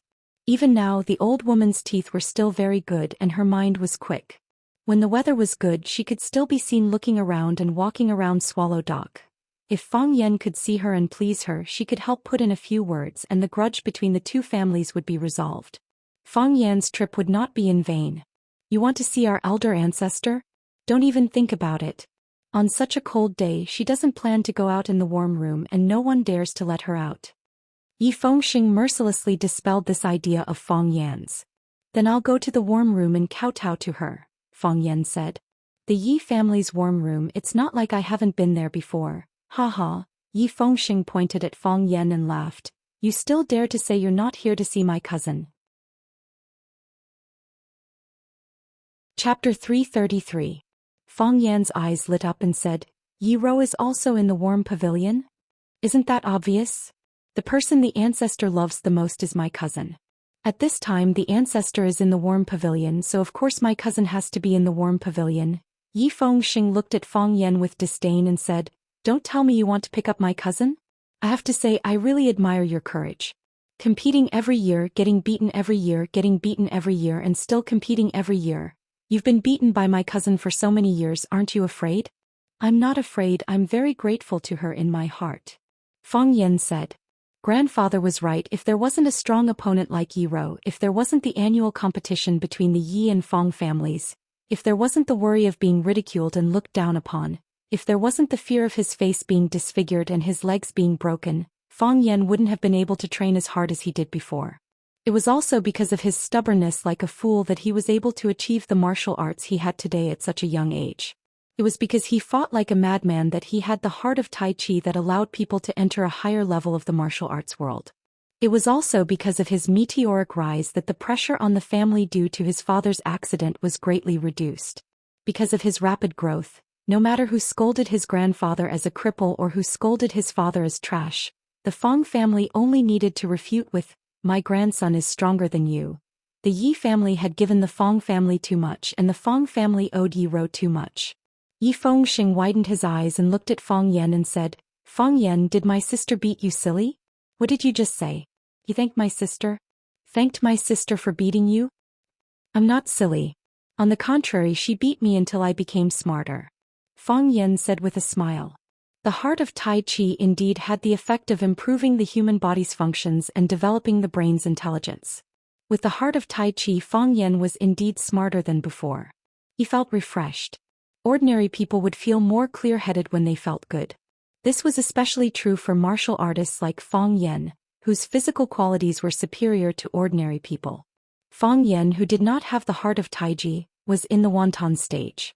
Most people were in the chaos stage. However, with the heart of Taiji he had reached the realm of enlightenment. Yi Fengxing's mouth was agape for a long time and he forgot to close it. He took a few gulps of cold air before he came to his senses. He stared at Fang Yan warily and said, Fang Yan, tell me, what do you want from us this time? Based on his understanding of Fang Yan, he was a fellow who refused to be taken advantage of, be it in words or actions. It would be like cutting a mosquito's leg if you tried to take advantage of him. Today he gave gifts and expressed his gratitude. His attitude was so humble. What bad intentions did he have? Fang Yan looked at Yi Fengxing helplessly and said, It's almost the new year, so I just wanted to visit the old man and have a chat with Yi Ruru. Yi Fengxing sneered again and said, You still want to chase after my sister. I'll say the same thing, you can't see my sister. No one in the Yi clan will object to you except for me. Fang Yan looked at Yi Fengxing and said tenderly, Fengxing, are we good friends? Yi Fengxing's hair suddenly stood up. He stared at Fang Yan carefully and said, "You used to call me little fatty. Friend? Forget it, I guess. What do you want?" "I want to talk to your family. Can you help me tell them?" "It's useless. No one wants to object. If you wanted to see them, you would have seen them already. Why did you have to wait here for so long?" "Then why are you taking me to the warm pavilion?" "Would I dare to take you to the warm pavilion without the ancestors' permission? Would I still want to live? As a friend, are you going to watch me come here for nothing? Are you not willing to help me with anything?" "I'm willing to close my eyes for you," Yi Fengxing said. After saying this joke that he thought was very funny, he noticed that Fang Yan was looking at him with a playful gaze. Yi Fengxing's heart jumped again and said, "Little Fang, don't look at me like that. I feel like you see me as a prey in your cage. You know, I can't help you with anything. Who told me to speak so lightly in the Yi clan?" "You can obviously help," Fang Yan said. "How?" "I owe you a favor," Fang Yan said. Yi Fengxing, this big fatso who weighed almost 200 pounds, suddenly jumped up from the rosewood chair and ran out of the hall without looking back. His two fat legs spun in the air as if he was performing some kind of magical footwork. He was indeed using the Yi clan's colorful fallen leaves, which was also a great footwork technique in the inner Jianghu. It wasn't ranked below the Fang clan's plum blossom steps. Moreover, the name of the other's footwork was better and sounded more pretentious. Colorful fallen leaves had the surname Yi in it, but the plum blossom steps didn't have the word Fang in it. However, he was still one step too slow. As soon as he jumped, Fang Yan had already started his attack. He used autumn wind sweeping fallen leaves to slow down Yi Fengxing's escape. Then he attacked Yi Fengxing from behind like a hungry tiger. "Yi Fengxing, I brought a gift as a guest. What right do you have to insult me?" Fang Yan kicked Yi Fengxing's butt. "Yi Fengxing, you despicable person, you dare to hurt people. Don't think that just because this is the Yi clan I'm afraid of you." Fang Yan's fist landed on Yi Fengxing's back, causing him to stumble forward and then fall headfirst into the courtyard's snowy ground. "Yi Fengxing, if you don't give me an explanation today, I'll fight you to the death." When Fang Yan was about to step on Yi Fengxing's back, he felt that this action was a bit too much, so he quickly lay down beside Yi Fengxing and punched him in the back. Yi Fengxing's mouth was filled with ice and snow and he cried out in pain. Fang Yan hugged Yi Fengxing's fat body and punched him in the chest again and again. He shouted hoarsely, "Yi Fengxing, you must give me an explanation today. Your Yi clan must give me an explanation." When Fang Yan was satisfied, a thunderous shout exploded, "Stop!" Fang Yan really stopped. Yi Fengxing, who had broken free, punched Fang Yan in the chest, then pressed his fat body onto Fang Yan's body and grabbed his neck. He shouted, "Fang Yan, I'm going to kill you today." "Pull him away," Yi Daowen said with a frown. Thus, the servants behind him rushed over and pulled Yi Fengxing away from Fang Yan's body. Fang Yan crawled up from the ground, brushed off the ice and snow on his body, and smoothed out the wrinkles on his clothes. He glared at Yi Daowen and said, "Is this how your Yi clan treats its guests? I came to visit with a generous gift, but you refused to see me, not even giving me a cup of hot tea." Fang Yan pointed at Yi Fengxing and sneered, "Letting a despicable person come and mock me and then attack me. Is this how your Yi clan treats its guests? Is this how your Yi clan treats its guests? Am I wrong? Aren't you a coward? Running away from home and refusing to fight? Everyone in Swallow Dock told you to run away, so why can't I? How about I hit you? Are you asking for it? You want to flirt with my cousin? Why don't you take a piss and look at yourself? You dare to insult me? I'll fight you to the death today." Who's afraid of who? When have the men of the Yi clan been afraid of anyone? "Shut up!" Yi Daowen roared again. "Are you two done with your acting?" Fang Yan looked at Yi Daowen with a surprised expression and said, "Uncle Yi, you saw through it. Who can you fool with such insignificant tricks?" Yi Daowen sneered. Fang Yan looked at Yi Fengxing with resentment in his eyes and said, "Fengxing, I told you that your trick of injuring yourself to gain the confidence of others won't work. Such a small trick might work on Li Xiaotian and the others, but trying to trick a dragon among men like Uncle Yi is like playing with a big knife in front of Guan Yu seeking death." Yi Fengxing felt suffocated in his chest and something filled his eyes.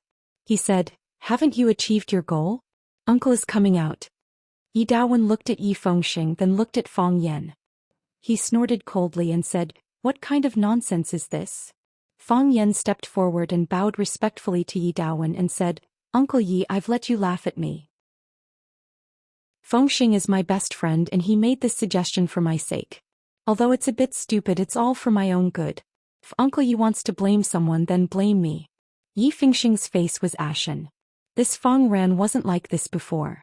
How could he be so shameless? His kung fu had improved greatly after this trip, and even his face had become thicker. Yi Dawen's expression became a bit better. He looked at the young man in front of him and said, "Fang Yan, you guys forced us to come out with this martial act. Now that I'm out, what do you want to talk to me about?" Yi Dawen felt a bit emotional. He was too familiar with this Fang Yan in front of him. There were dozens of children in Swallow Dock who were similar in age to Fang Yan, but Fang Yan was undoubtedly the most special one. And because Fang Yan and his daughter Yi Rou competed in martial arts every year, he understood Fang Yan even more comprehensively. The Fang family's martial arts genius, the leader of Swallow Dock's younger generation, the youngest Dao comprehender in the domain of Tai Chi given time, his achievements would be limitless. However, because of his independence, because of his various shameless and outrageous actions, his character was questioned.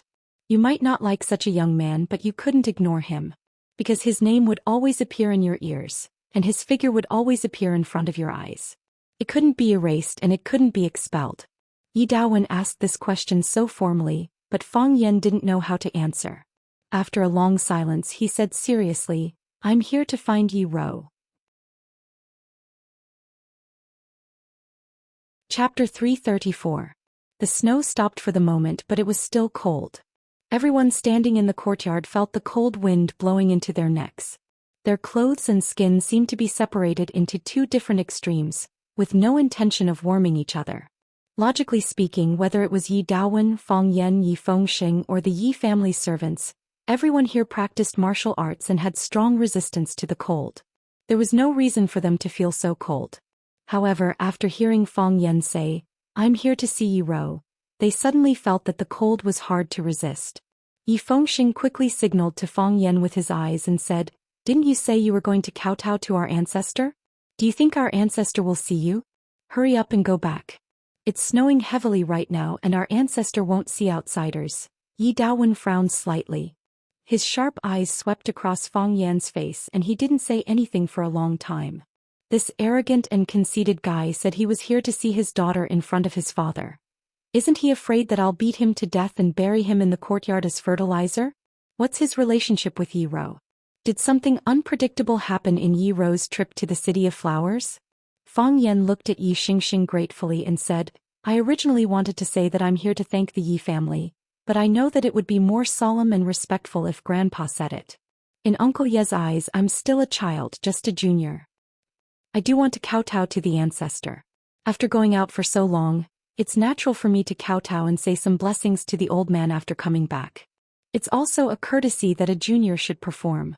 However, I came to the Yi family to see Yi Rou. I didn't come to challenge her, nor did I come to fight her. We've been fighting for more than 10 years and I've also been beaten by her for more than 10 years. I just want to say thank you. I really am very grateful to her." Fang Yan chose to tell the truth. Fang Yan was a smart person, so he knew from a young age that it was best to be frank and direct when talking to smart people. Most importantly, do not think that you are the smartest person in the world because you do not know who is smarter than you. He didn't think that Yi Dawen was more stupid than him, so he didn't dare to lie in the slightest. If he said that he was here to thank the Yi clan for their kindness, then Yi Dawen would have waved his hand and sent him back. He couldn't see Yi Rou at all. Why? Yi Dawen's brows knit together and the worry in his heart grew even stronger. His daughter was at the most critical stage of her life, and he did not want to be affected by a love entanglement with a young boy. Most importantly, he didn't want that person to be Fang Yan. Fang Yan looked at Yi Dawen with a calm expression. There was no inferiority complex, no shame, no complacency, and no embarrassment.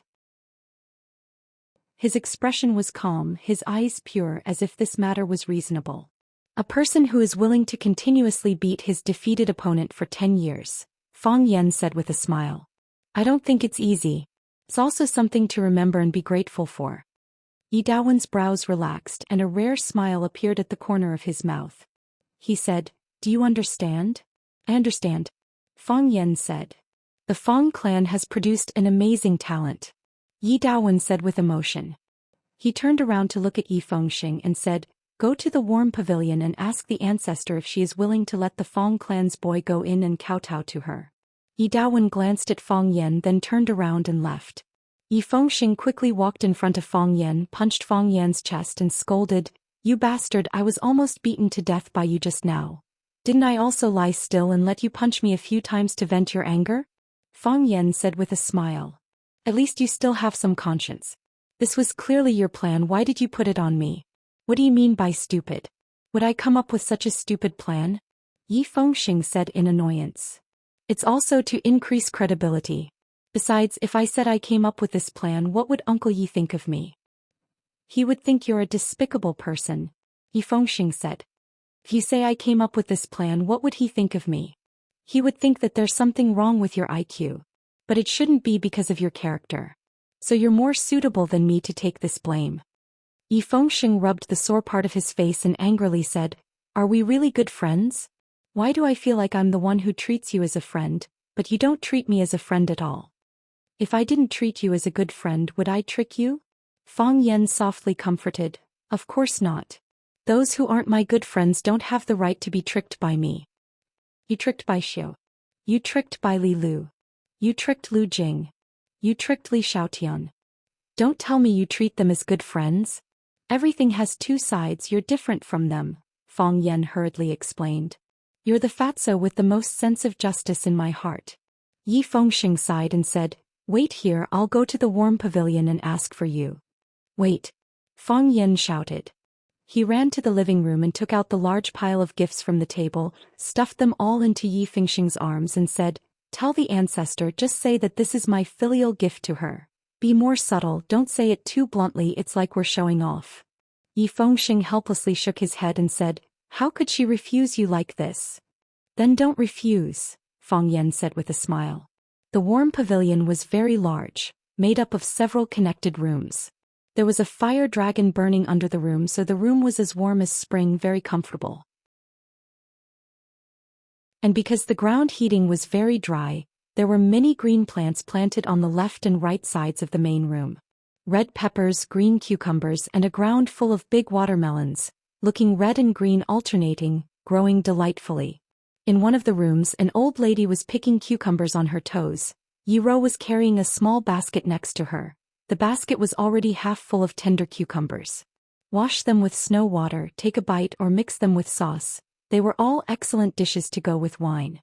The maid was standing on the side, chattering, reporting what she had just seen to the ancestor and the eldest Mississippi. Originally, no one paid attention to him. I also thought he would feel bored after a while and leave by himself. I didn't expect young Master Feng Xing to leave. Young Master Feng Xing chatted with him for a while. I don't know what they said, but Feng Paopai and young Master Feng Xing started to fight. It seems that young Master Feng Xing insulted him and also scolded him. Humph, isn't he Feng Paopai? People in Swallow Dock all call him that. Later, the eldest master came out. He asked Sichuan and Yi Ming to separate them, and now he is talking with Feng Paopai. I saw Feng Paopai glanced at me and then he ran away quickly. The ancestor picked a cucumber with a small flower and put it in the basket, glanced at Yi Ro who was carrying the basket and said, in order to force his grandson to work hard, Grandpa provoked our Yi family for 10 years. Since you defeated him for the first time, your father and the others were ready to ignore this matter. But you couldn't stand the provocation, so you competed with him for 10 years. In this way you got yourself a bad reputation of barbarism and violence, but you were still entangled with the Fong family and couldn't get away. When people talked about the Yi family, they would inevitably mention the Fong family. When the Fong family was mentioned, they would inevitably mention our Yi family. The competition between you two every year became an interesting story outside. Because of this, your father and his 2 brothers were very angry. Why did they entangle with the Fong family for no reason? Yi Ro opened her mouth slightly, but she didn't say anything in the end. She didn't like to explain. The ancestor didn't need her to explain. She quietly carried the basket with an indifferent expression and lowered her eyelids. The white snow outside the window reflected her snow-white cheeks, making her whole body covered with a layer of white light. She was like the white plum tree in the yard, which was still silently blooming in the wind and snow. From a distance, it was a tree of snowflakes, but when you walked closer, you would find that there were one or two countless white flowers blooming on the pitch-black branches. They were as white as the snow, but the snow lost the fragrance of the yard. Whoever planted the crops, who harvested the millet. Whoever planted the seedlings, who picked the melons and fruits. If you had stopped after winning the first competition 10 years ago, there wouldn't have been such a thing later. Since you have been fighting with him for 10 years, it is also fate and you have to end these things by yourself. The old lady's hair was thin and silver like the fishing line used for fishing. Her skin was dry without any moisture, but the smile on her face was warm and peaceful. She had lived for 100 years, been exposed to wind and rain for 100 years, and witnessed the changes of the world for 100 years. Her eyes were sharper than everyone else's and she was more accurate in judging people. Yi still didn't speak. Dong dong dong. Yi Fengxing trembled as he walked in. Seeing the ancestor who was picking cucumbers, he carried a large pile of gifts and ran over saying, "Ancestor, Fang Yan went out for a trip and today he came to visit saying that he wants to kowtow to you." He used his chin to point at the gifts in his arms and said, "These are all sent by him saying that they are gifts for the ancestor. Eldest uncle told me to ask the ancestor, do you want him to go into the warm pavilion and kowtow to you?" After saying that, he handed the gifts to Sheer beside him, and then waited expectantly for the ancestor's reply. The ancestor picked another cucumber and held it in her hand. She used her rough palm to stroke the fine thorns on the cucumber, then turned to look at Yi and said, "Whether to see him or not, it is up to you to decide."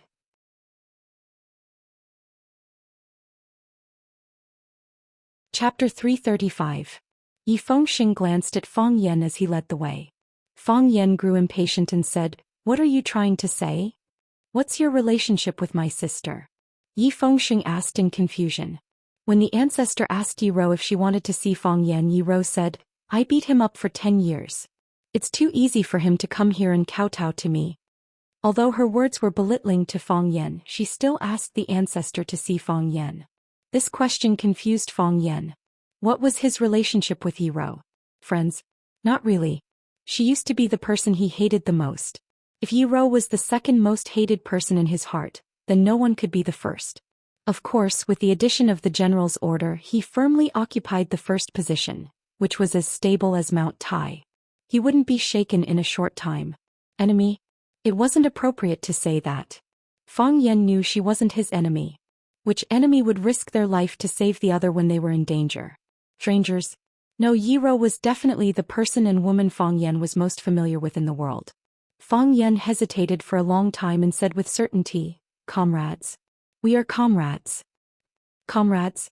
Yi Fengxing opened his mouth and said, "What comrades? Why do I feel like you're up to no good?" Slap. Fang Yan slapped Yi Fengxing's fat head. Because his head was too big and his neck was too thick, he couldn't dodge Fang Yan's attack at all. Fang Yan was so angry that his face turned purple and his body trembled. He said, "Don't insult the pure friendship between me and your sister." Yi Fengxing was furious and said, "You already said we're comrades. How can it be pure friendship?" Yi Fengxing. A cold voice was heard. Yi Fengxing heard the familiar voice. His face twisted and his fat twitched. He was so scared that he didn't even dare to turn his head. He knew he was tricked by Fang Yan again. He clearly saw his cousin in front of him, but he still tried to tempt her to say such words. "Let me tell you, Fang Yan. You can insult me, but you can't insult my sister. Otherwise, as your brother, I won't let you off." Yi Fengxing pretended that he didn't hear what Fang Yan said and threatened Fang Yan with a flushed face. After saying this, he turned to look at Yi and said with a surprised expression, "Sister, why did you come out? Hurry inside, it's cold outside." Yi didn't respond. She just looked at Fang Yan indifferently. Fang Yan also looked at Yi. Their eyes met and fought. In a world of ice and snow, everything was white. The ice spines hung upside down and the well water froze. The snow under his feet was like a white carpet and the snow in the sky was like flying cotton. A white plum tree quietly bloomed. The white flowers could not be seen, but one could smell the fragrance that filled the courtyard. One was a handsome young man and the other was a beautiful girl. A great battle could break out at any moment and the atmosphere was oppressive to the extreme. Fang Yan threw a, "I haven't seen your eyes for a long time," but it was sent flying by Yi I hate your eyes when I see you.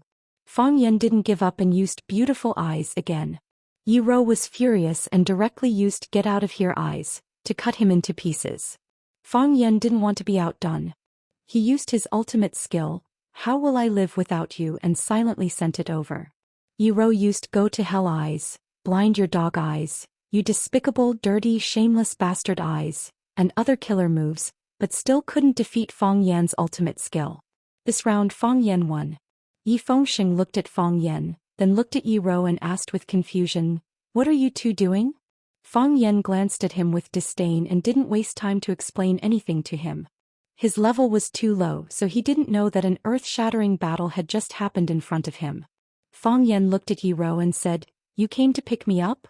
Yi Rou's expression was slightly stiff. She didn't know how to answer his question. She did come out to welcome Fang Yan. Fang Yan came to kowtow to the ancestor with generous gifts. The ancestor didn't need to come out to welcome him, but as a junior she had to come out to show her acceptance and gratitude. However, Fang Yan said receive instead of welcome. If she nodded, it would feel like a little wife coming to take her husband home. Fang Yan strode toward Yi Rou and said with a smile, we're family, no need to be so polite. Long time no see, how are you? I'm fine, Yi Rou said. As long as you're fine, Fang Yan said. I have a lot to say to you, a lot of questions to ask. Yi Rou blushed, then instantly returned to her original indifference. She was annoyed and thought, what's wrong with this guy? This is the Yi clan, how dare he say something like this? Isn't he afraid that the Yi clan will beat him to death and bury him as fertilizer for the flowers? She clenched and unclenched her fists, feeling a little uneasy. In the past she didn't know what uneasiness was because there was nothing worth her uneasiness. However, at that moment she understood. I'll go kowtow to the ancestor first, then we'll go for a walk, Fang Yan said. Shihezi is frozen, let's go skating, okay? Fang Yan knew she wouldn't agree, but she didn't refuse. Yi Fengxing's eyes widened, looking at Fang Yan as if he had seen a ghost. My cousin beat up Fang Yan like that and he still wants to hit on my cousin? Didn't he see that my cousin's face was red with anger? Didn't he know that my cousin's fists were clenched? Fang Yan glanced at Yi Fengxing and said, Fengxing, let's go kowtow to the ancestor. Yi Fengxing finally reacted and carefully looked at his cousin. Then he took Fang Yan around where his cousin was standing and went into the pavilion to kowtow to the ancestor. Fang Yan saw the white-haired old man sitting on the pit eating cucumber and fell to his knees. After kowtowing 3 times he got up and said, Ancestor, Fang Yan kowtows to you. Your complexion is getting better and younger than the last time I saw you. Ancestor should be 80 years old this year, right? The ancestor took a bite of cucumber and chewed it with the 2 remaining teeth in her mouth. She looked at Fang Yan and said, the Fang clan's boy is thoughtful, but his flattery isn't good. If I was only 80 years old, would Wen Rou's grandfather call me sister or mother? Yi Rou, who was standing beside the ancestor, couldn't help laughing. She originally wanted to endure it, but she really couldn't. A beauty's smile was like a flower and all flowers were colorless. It was the first time that Fang Yan saw Yi Rou smile so happily and joyfully. She tried hard to control it, but she couldn't. That embarrassed and angry expression added a touch of cuteness to her. At this moment Yi Rou was really cute. Thus for the first time Fang Yan found Yi Rou quite cute. Fang Yan looked at Yi Rou with a dull expression, and the others also looked at Fang Yan with dull expressions. This guy, didn't he know what restraint was? Yi Fengxing snorted twice and reminded, Fang Yan, the ancestor is asking you.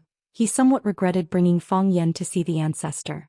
The ancestor usually treasured his cousin the most. If she saw Fang Yan's perverted appearance she only needed to complain, and it was estimated that Fang Yan and the Fang clan would not be able to enter the Yi clan in the future. If he wanted to pick up girls he could do it anywhere. Why did he come to the house? Ask me what? Fang Yan turned around and asked blankly. Thus this time not only Yi Rou was laughing but even the ancestor was laughing from ear to ear. Xier, who was sitting by the bed and massaging the ancestor's legs, also laughed, and Yi Fengxing laughed so hard that his eyes couldn't be found. The ancestor pointed at Fang Yan, panted and said, You hairy monkey, you just came to make me laugh, right? Fang Yan also laughed and said, When you laugh you look 10 years younger. When you laugh like this you look 10 years younger. Now you are only 70 years old. Make it up. You can continue to make up stories. The old ancestor couldn't eat the cucumber anymore and said with a smile. Fang Yan had a troubled expression and said, "Ancestor, I really can't make it up anymore. You look like 70 years old. If I make it up again, then I'll be lying to you." The entire room was filled with laughter. Fang Yan was basically a crosstalk actor brought back by Monkey Sunday. After everyone laughed for a while, the ancestor looked at Fang Yan and said, "I heard you went to Huaqing to be a teacher?" "Yes, ancestor," Fang Yan nodded. "Being a teacher is a serious matter. Teaching and dispelling doubts is a great merit," the ancestor said. "I've never thought about merit, I just like being a teacher. I'm very happy when I'm with my students, I like their innocent smiles. When I'm with them, I don't have any worries, every day is very fulfilling," Fang Yan said in a very noble manner. The ancestor was stunned for a while, then said, "I originally thought of a few words to praise you, but after you said that, I can't even say those words. All right, you've kowtowed, you've said everything you need to say, go do what you need to do. Then I won't disturb ancestor from eating the cucumber," Fang Yan said with a smile. He walked in front of Yi Rou and said, "Let's go ice skating?" Yi Rou looked at Fang Yan and didn't respond. "This bastard son of a bitch. Is this how you invite people? You're saying this in front of the ancestor, how can I say yes? Didn't we agree just now?" Fang Yan was anxious. "I really have a lot of things I want to say to you, a lot of questions I want to ask you." The ancestor looked at Fang Yan in surprise. "Why does it feel like he's about to confess?" Yi Rou clenched her fist and said angrily, "What do you want to say? Say it here." "That won't do," Fang Yan refused. "These words can only be said to you alone."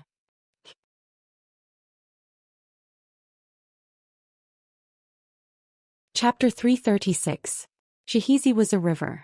Fang Yan didn't know why it was called this way. Maybe it was because the name was so common that no one even made up a suitable fairy or ghost story for her. There were many stones in Xianxia and there were strange stones on both sides of the river. The river was frozen and the ice was very thick.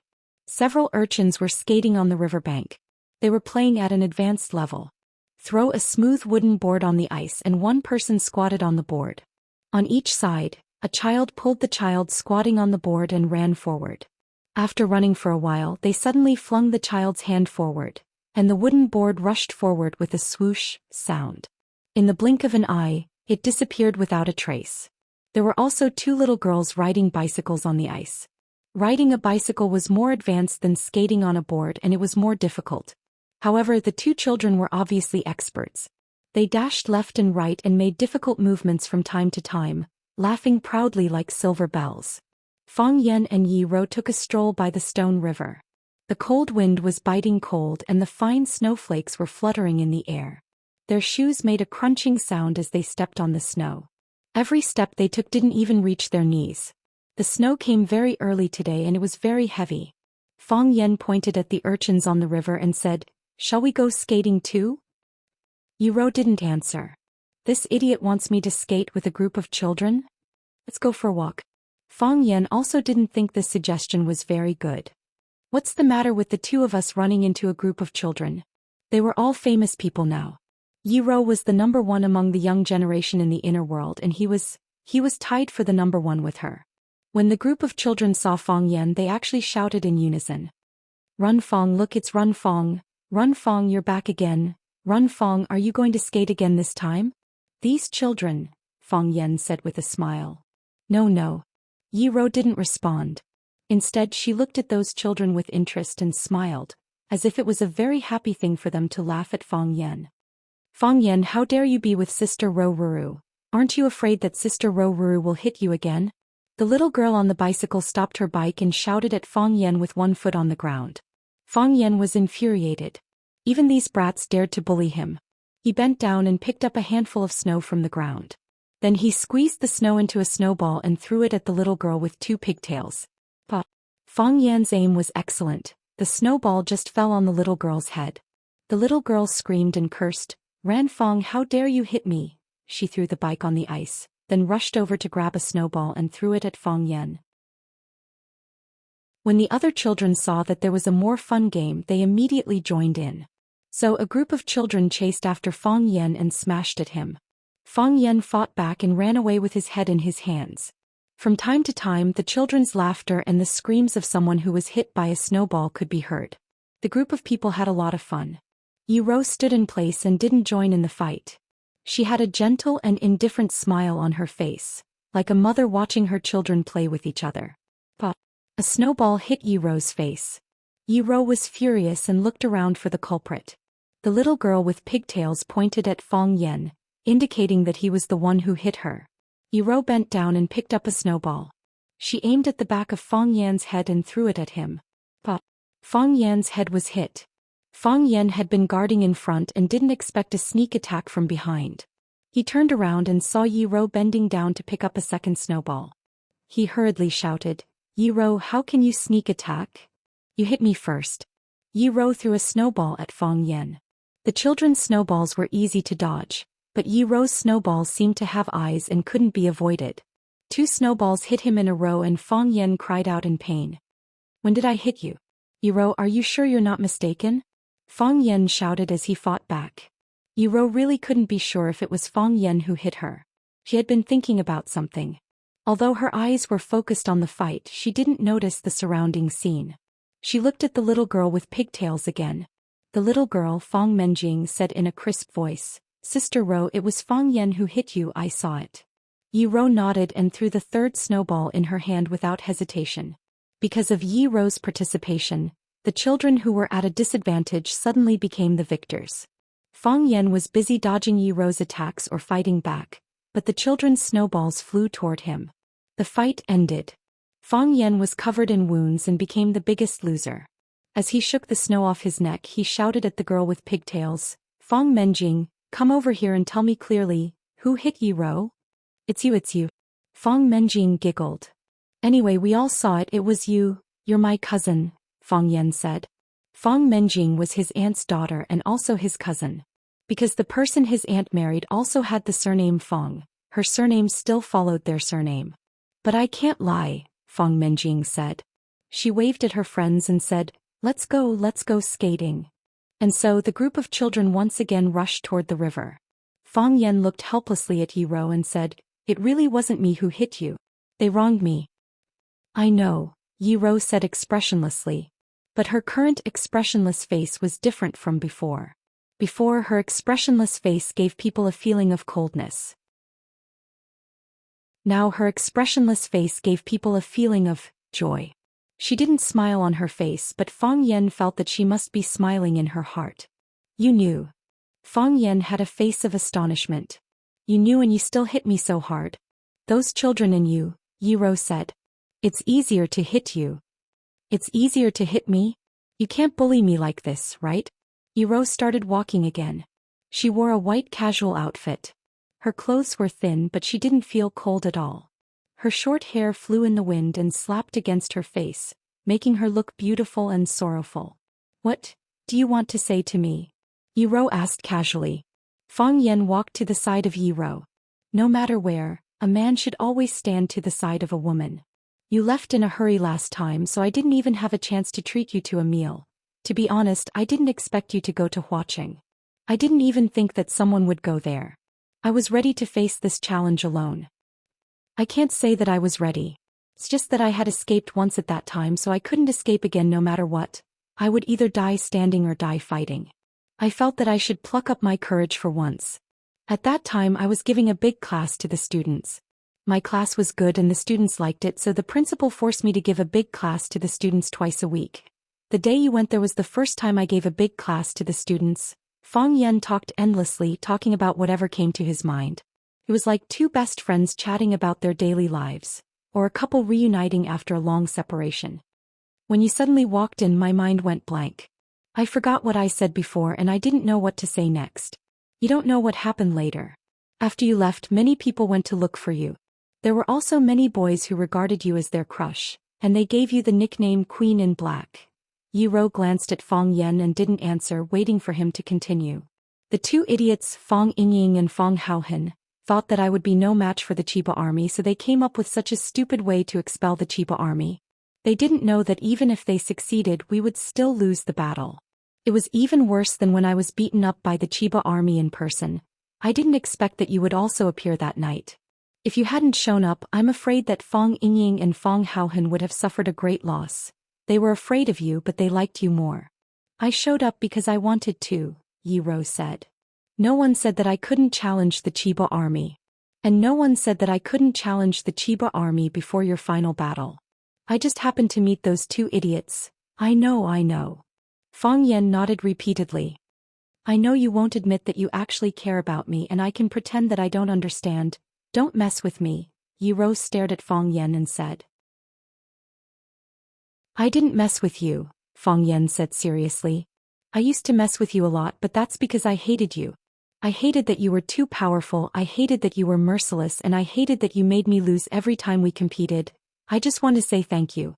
Thank you for beating me up for 10 years and forcing me to improve. Thank you for allowing me to possess the heart of Taiji. Thank you for coming all the way to Huaqing to help me. Thank you even more, for making the Fong family different from before. Yi Rou was silent and didn't speak.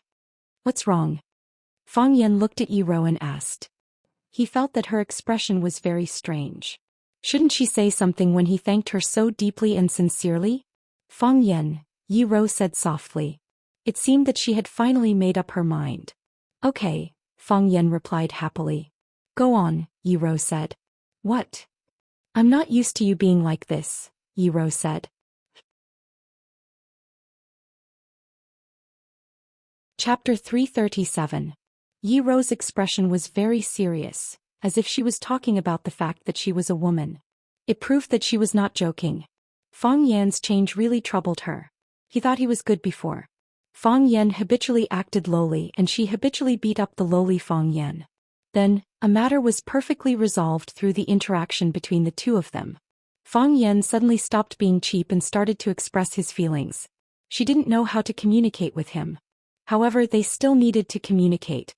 If they didn't say or do anything, wouldn't that be too disrespectful? She was not a person who liked to change. The winter wind blew, the snowflakes drifted, the birds flew over, and countless horses ran by. Fong Yan trembled in the wind for a long time, and then he said in a hoarse voice, I'm not very good at what you said. Well, Yi Rou thought for a while and said, you were good before. Good? Then why did you beat me? Except beating you. Yi Rou felt embarrassed to answer such a question because the truth was actually very hurtful. I don't know what I should do. Fong Yan used to think that he was the one who ended the conversation. But after meeting Yi Rou, he realized that there was a big gap between him and Yi Rou. Then there was a long silence. Fong Yan didn't know what to say to Yi Rou, and Yi Rou certainly wouldn't take the initiative to talk to Fong Yan. Crack, crack. Their shoes stepped on the snow, making a clear and melodious sound. Behind them, there were 2 lines of footprints of different sizes on the white mirror-like snow. The footprints were very long, extending to the end of their sight. Just when the 2 of them started counting their steps out of boredom, Fong Yan's nostrils suddenly caught a whiff of a strange fragrance. He sniffed greedily and finally confirmed the source of the smell. Fong Yan looked at Yi Rou and said, I wanted to treat you to a meal, but I never had the chance. How about I treat you to lunch today? Lunch? Yi Rou looked at Fong Yan hesitantly. She wasn't sure if she should follow Fong Yan back to his house for a meal. If she agreed, the meaning would be too much for onlookers to interpret. The people in her family must be going crazy, right? Although she didn't care much about it, it was still not good for the Fong family. Follow me, Fong Yan said with a smile. He wanted to hold Yi Rou's hand, because the male lead in the TV series always liked to hold the female lead's hand and run forward when he wanted to take her somewhere. Why did he have to run? Because when they ran, they could conveniently hold each other's hands. If they were just walking, it would be hard to hide their shameless behavior, right? However, he couldn't stretch his hand out no matter how hard he tried. Should I give you my hand? Yi Rou asked coldly. Of course not, Fong Yan said. He was a little disappointed. How could he be found out about his psychological activities? Fong Yan didn't take Yi Rou back to the Fong family for a meal because he knew what it meant. Besides, he knew that if he made such a request, Yi Rou would definitely refuse. Fong Yan had a very sensitive nose. He sniffed the fragrance in the wind and searched all the way. Sure enough, he found a stone house in the hollow at the end of Shihizi. In fact, it wasn't a stone house at all. It was just a stone wall about 1 meter high built by some broken stones.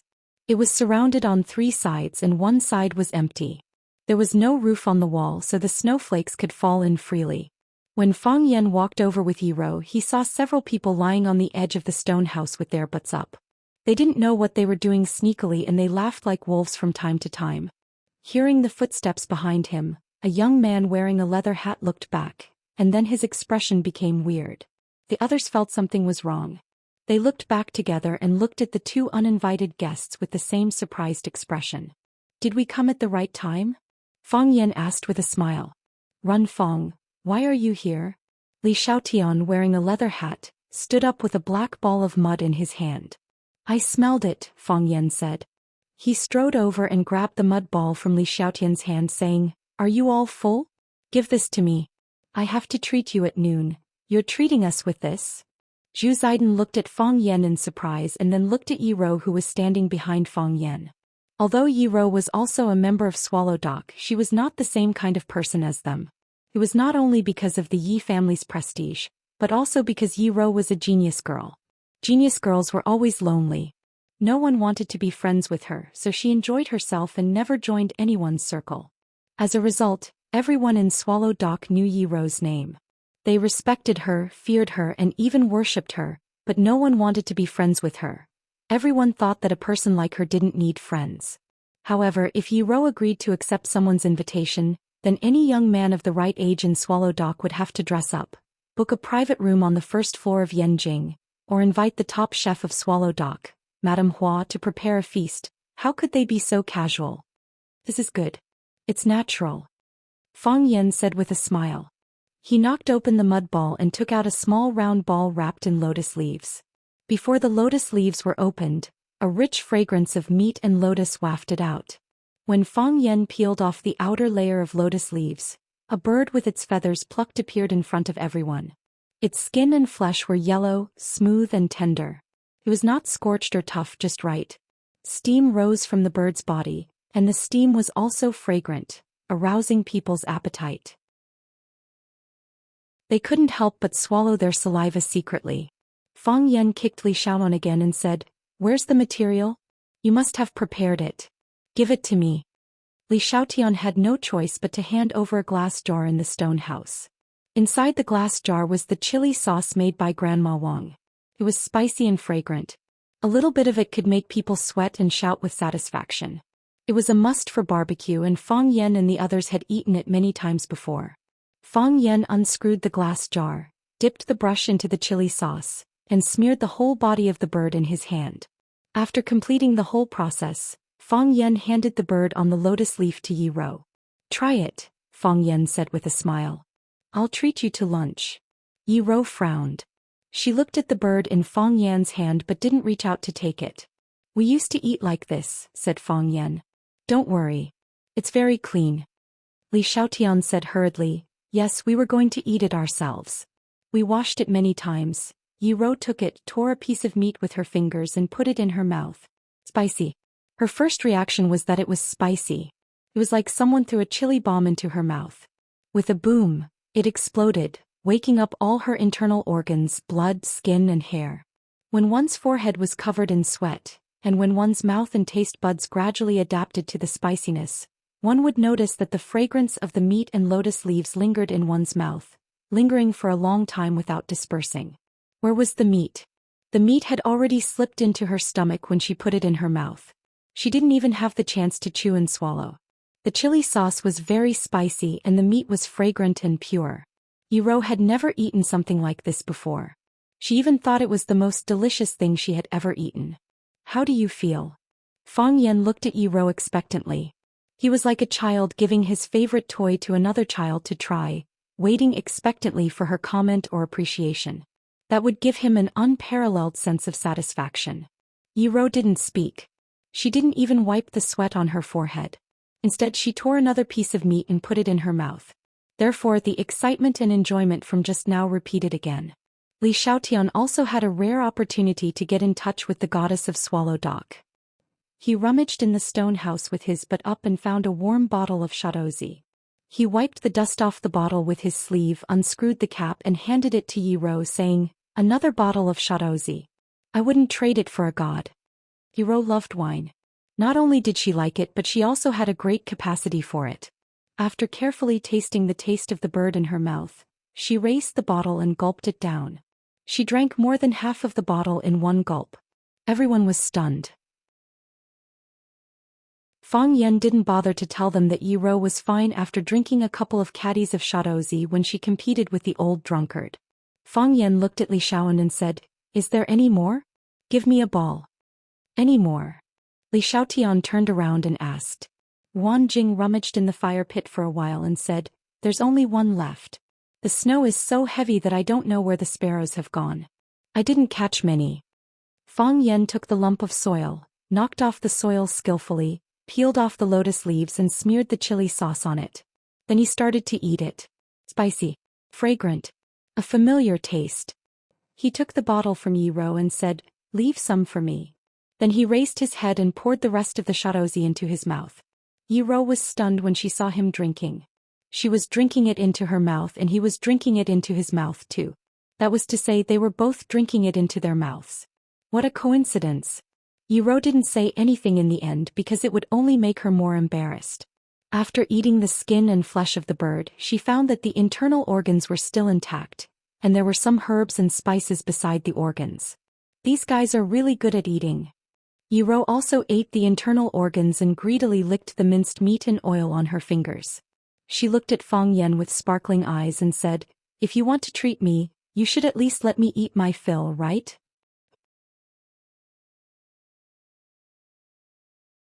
Chapter 338. In a world of ice and snow, eating beggar's sparrow and drinking shadozi was indeed one of the greatest pleasures in life. Yi Rou's lips were rosy and shiny. She was like a hungry puppy looking at her master pitifully. "I have to fill my stomach, right? Yes, I have to fill my stomach, right? Isn't it too insincere to treat people without filling their stomachs?" Yi Rou's question really embarrassed Fang Yan. He turned to Li Xiaotan, who shook his head and pointed at the half-sparrow in Fang Yan's hand, saying, "That's the last one." To prove that he didn't hide it, Li Xiaotian openly ran to the stone house and dug out the grass ashes. He kicked out the burning firewood and charcoal ashes. It was empty inside and there were no more lumps of mud. Fang Yan handed the half-sparrow to Yi Rou. Yi Rou shook her head. There was only a small part of the sparrow left in Fang Yan's hand, and Fang Yan ate it carelessly. Others tore the meat with their hands, but he bit the meat with his mouth. Who would want to eat such a bird? Fang Yan quickly stuffed the remaining half of the sparrow into his mouth. After wiping his hands with snow, he pulled Li Xiaotan and Zhu Xian aside for a secret talk. "Brothers, do me a favor," Fang Yan said with a bitter face. "She's not full." "Of course," Li Xiaotian said. "You invited Miss Yi to dinner and this is what you want? She's rejected by a bird? Isn't that too much?" "That's right. If she accepts my invitation, I'll treat her to the best hotel in Yanjing, the state guest house." Zhu Xian was also very dissatisfied with Fang Yan's behavior. Yi Rou was their goddess. How could she be insulted like this? "If I were Yi Rou, I would turn around and leave. Who would want to eat your bird?" Wang Jing sighed. They not only looked down on Fang Yan, but also on Fang Yan's bird. All right, don't fight for her. What is primitive? What was fun? This was the original ecology, this was the interest. What do you old virgins know? Can't you see how much she likes to eat? This proves that my choice is correct." Fang Yan said angrily. "When a friend is in trouble you have to help him. She's not full. You guys have to help her find a way to fill her stomach." "What else can we do?" Li Xiaotian said with a smile. "It's not like we can conjure a few birds for her to roast." Hearing Li Xiaotian's words, Fang Yan's eyes lit up and he asked, "Where did your bird come from?" "Nonsense, of course it's to capture. You're talking like you've never done it before." "Then let's go catch it," Fang Yan said. He looked at the bamboo poles and the big net on the side and said, "The tools are all ready-made. Shall we go and fish the net now?" Li Xiaotan, Zhu Xian, and the others stared at Fang Yan and said, "Little Yanzi, are you kidding me? Catch birds now? Beauty. Clean them up after capturing them? Roast it after washing it? How long will it take? I'm afraid it'll be time for dinner." "I don't care how long it takes," Fang Yan said excitedly. "Anyway, I've just eaten a bird, so I won't be too hungry. Let's go to the bamboo forest with the tools and fish some birds back to make dishes. Wang Jing, go back and get some wine, lotus leaves, spices and chili sauce. I'll leave the logistics to you." No choice. Wang Jing nodded.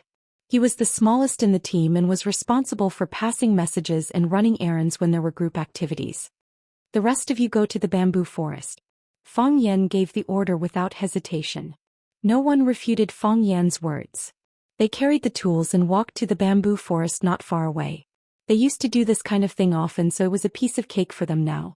Fang Yan walked to Yi Rou and said with a smile, "Are you interested in chasing birds?" Chasing birds? Yi Rou's eyes lit up even more. It seemed that she was really interested in this kind of thing.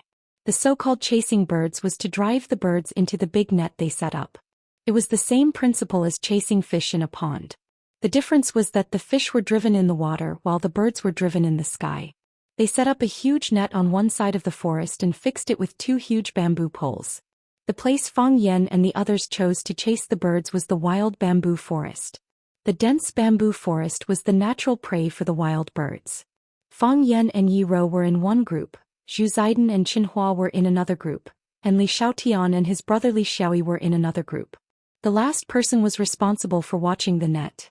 If the bamboo poles fell and the net was broken, their hard work would be in vain.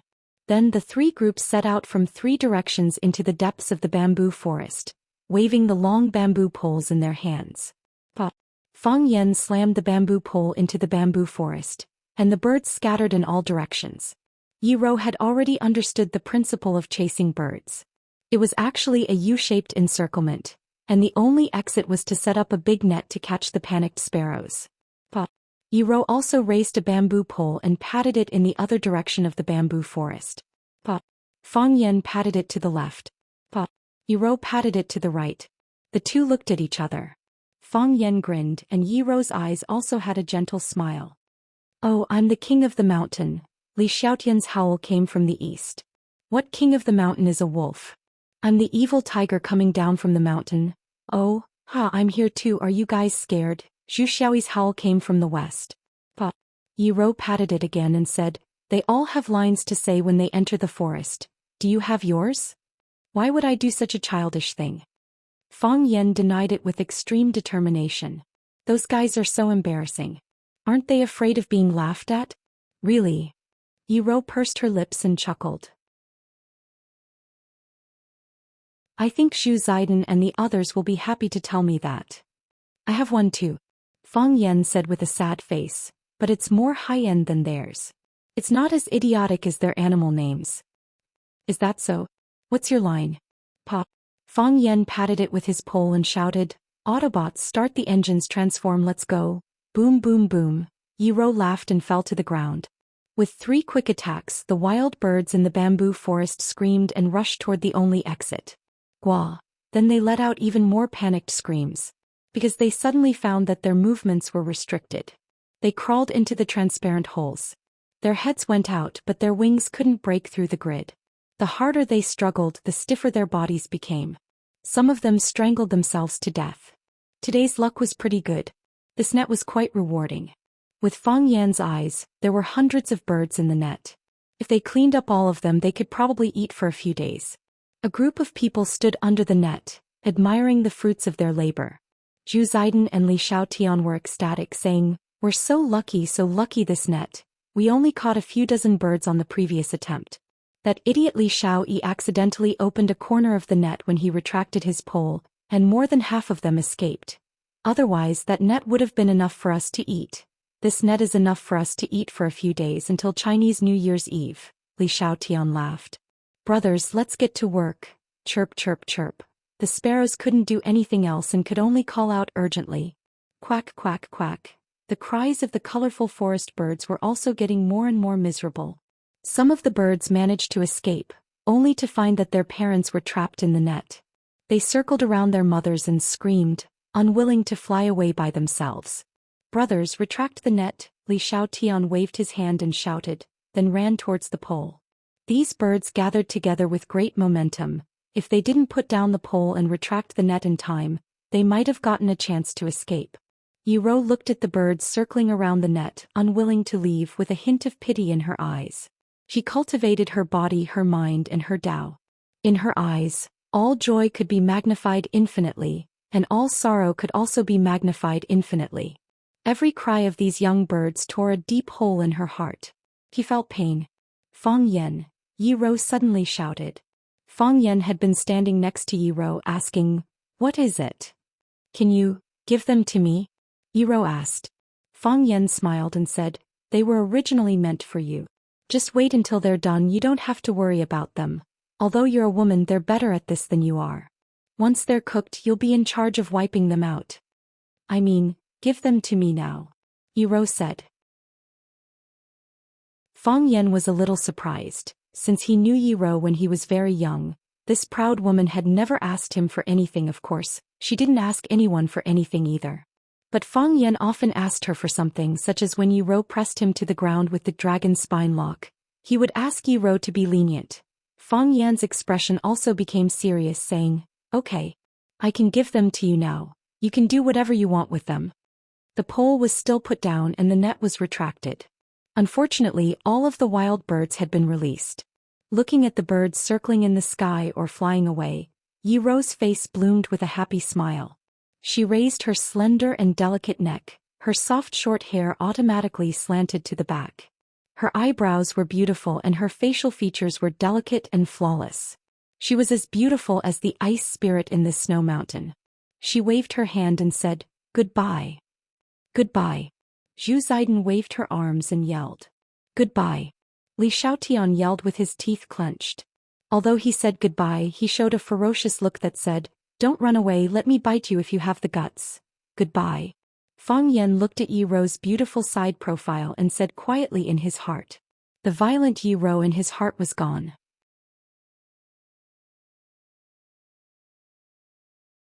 Chapter 339.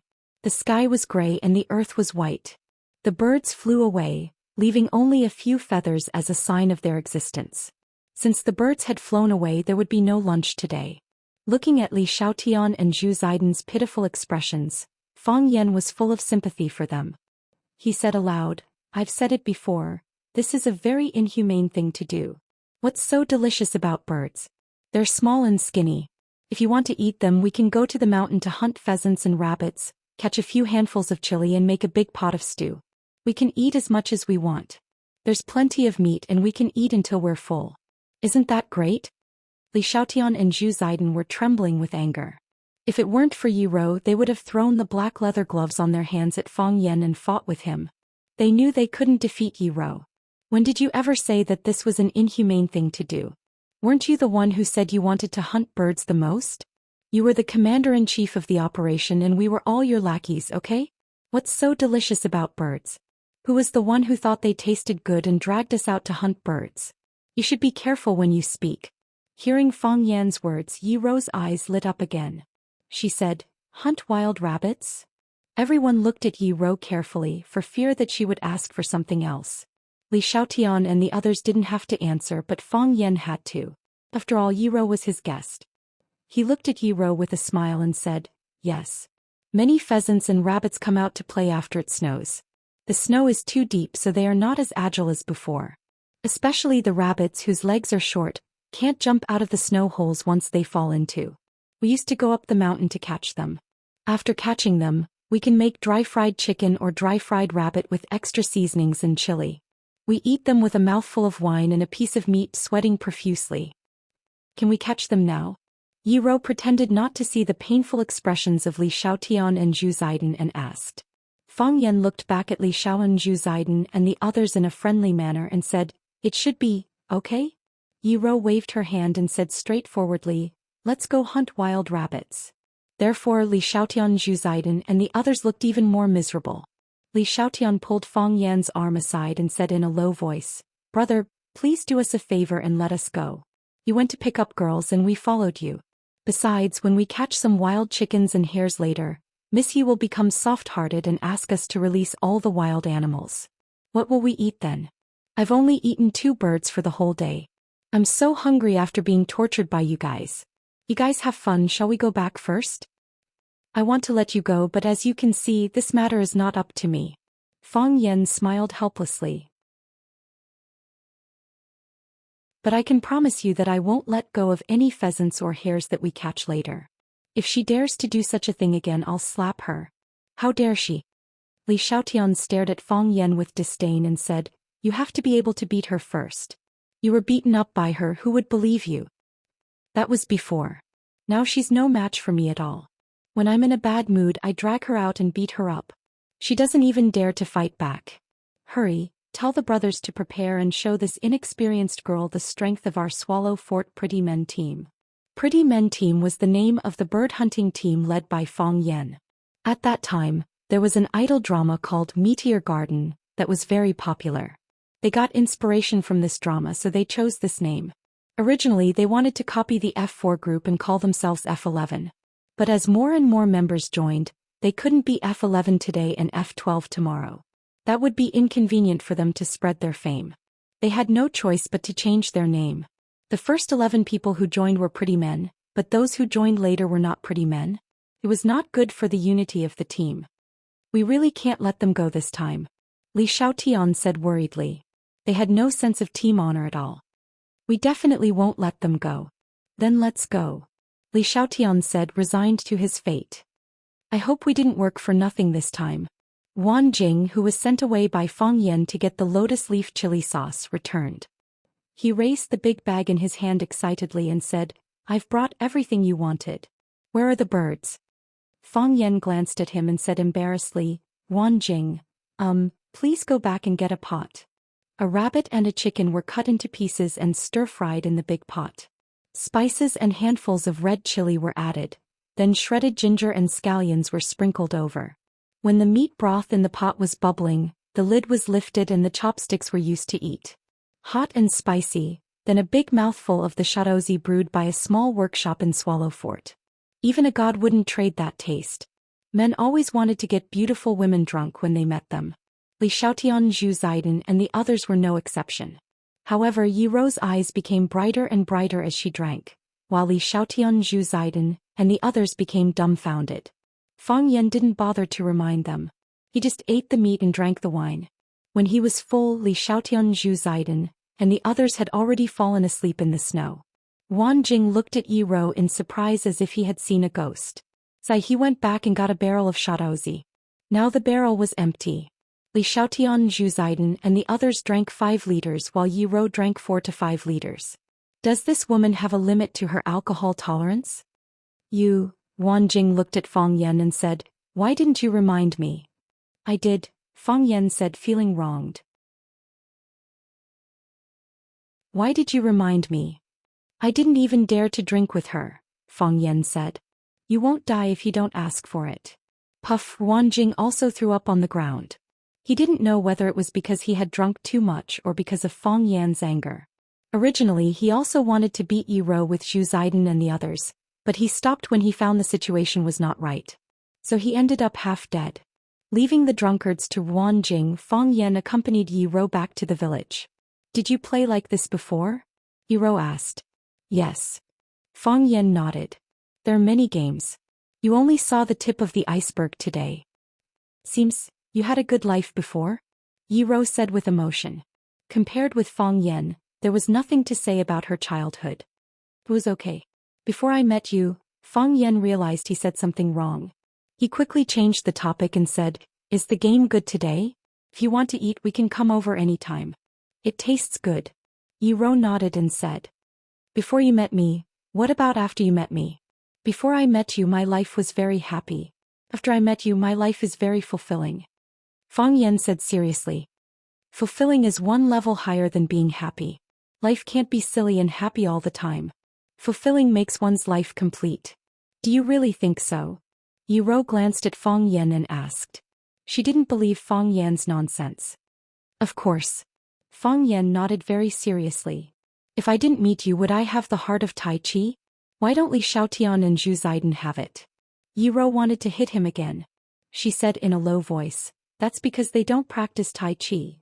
That's why I said they will never have the heart of Tai Chi," Fang Yan said with a smile. "If I didn't have the heart of Tai Chi, how could I defeat Xianxia military department? How could I become the inspirational role model that every parent chooses to teach their children? How could I become the idol in the eyes of countless boys and girls in Swallow Dock?" When Fang Yan was bragging about himself he met by Xiao and Phoenix who were strolling in the snow. Bai Xiu and Phoenix walked over from the opposite bank of the stone river. Bai Xiu's hair was still loose and he was wearing a white robe. The difference was that he was wearing black cloth shoes today instead of running barefoot in the snow like last time. Phoenix was wearing a purple windbreaker high-heeled leather boots, and a plush hat on her head. She looked arrogant and charming. It seemed that she had dressed up carefully. It was unknown what Bai Xiu said, but the Phoenix giggled and looked very happy. When their eyes met, the four of them stopped. Phoenix looked at Fang Yan while Bai Xiu looked at Yi Rou thoughtfully. "Are you guys dating?" Phoenix asked Fang Yan. "Guess," Fang Yan said. He didn't dare to say yes and didn't want to say no, so he could only use this kind of rhetorical question. After all, he couldn't act like a loser in front of his first love. Phoenix looked Fang Yan up and down, then looked at Yi Rou and said with a smile, "I guess not." "Why not?" "No reason," Phoenix said. It doesn't feel like you guys are a couple." Fang Yan sneered. He put his hand around Yi Rou's waist and said, "Do I need to prove anything to you?" In the TV series that Fang Yan watched, this kind of plot often appeared. In order to get revenge on her ex-boyfriend, the female lead would bring a man who was better or more affectionate than her ex-boyfriend to a party. At the party, the ex-boyfriend would snort at the female lead's behavior and say, "Don't use such a cheap trick to deceive me, I won't fall for it. There's no relationship between you two. You brought him here just to make me angry, right?" Then in a rage, the female lead would rush up to hug and kiss the male lead. Of course, the female lead would usually kiss the male lead in the TV series. Fang Yan felt that he was the female lead, who accidentally met his first love. So he wanted to use another woman to prove that even if you don't want me, there's someone else who wants me. And now the person who wants me is better, prettier and more violent than you. "Do I need to prove anything to you?" Fang Yan said. As he spoke, he put his hand around Yi Rou's waist as he wished. It had to be said that Yi Rou's waist was very thin.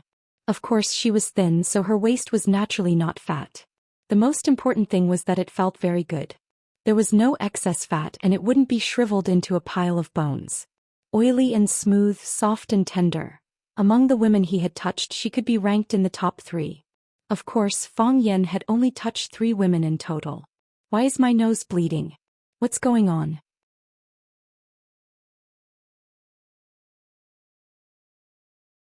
Chapter 340.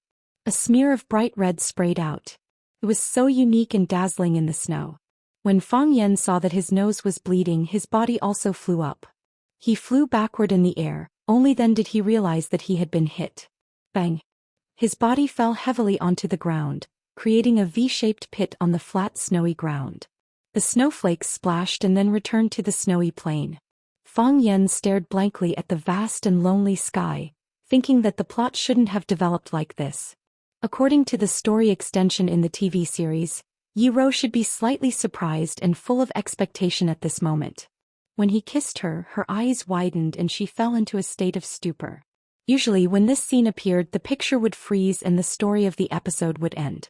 Start singing and calling out subtitles. At the beginning of the next episode, the male lead would pull the female lead and run. They would run on a long bridge or a beautiful riverbank. They ran and ran until they were out of breath and could no longer run. The male and female protagonists lay on the railings or their knees, panting heavily. The female protagonist asked why they were doing this. The male protagonist impatiently asked, "What's wrong with me?" The female protagonist said, "What do you want?" The male protagonist said, "What do you want?" The female protagonist was very angry and turned to leave. The male protagonist did not try to hold her back. Why did she hit people? Fang Yan couldn't understand this question. "You hit me in front of my first love and her boyfriend. Don't you know it hurts my pride? You can't even bear to eat a bird. Am I less than a bird?" Phoenix's damned smile appeared in front of him. She crouched down and looked at Fang Yan, who was lying in the snow, and said, "Are you all right? What do you think?" Fang Yan said snappily, "I'm already like this. I'm injured both inside and out. Can I still get better?" "I'm sorry, I shouldn't have asked you that question," the Phoenix said apologetically. The question she was referring to was, "Are you guys on a date?" If she didn't ask, Fang Yan wouldn't have to deliberately prove anything to her. If Fang Yan didn't prove anything, he wouldn't have been beaten. Fang Yan felt as if someone had stabbed him in the chest again. Wouldn't such an apology be another slap in the face? He grimaced in pain and grabbed a snowball to wipe the blood off his nose. What does this have to do with you? Phoenix gave Fang Yan a strange look and said, Is it not because I asked you that question, that you are lying here? Of course not. Fang Yan denied. How could I be beaten just because you asked me a question? Is there such a barbaric and violent person in this world? Then why? Because I held her waist. Aren't you a couple? It has nothing to do with whether we are a couple or not. It's just because I held her waist, Fang Yan said stubbornly. Can't couples hug each other's waist? Who says that couples can hug each other's waist? I haven't even seen Bai Xiu hug your waist. Fang Yan's thought process was very contradictory, but the logic was very simple. I was beaten not because we aren't a couple but because I held her waist. If that's the case, wouldn't it look better? Young people still care a lot about their dignity. So that's how it is. Phoenix squinted her eyes and smiled. She took out a handkerchief from her pocket and handed it to him. Do you want me to wipe it for you? No need, Fang Yan said. Your boyfriend will be jealous. Then should I help you up? No need, Fang Yan said.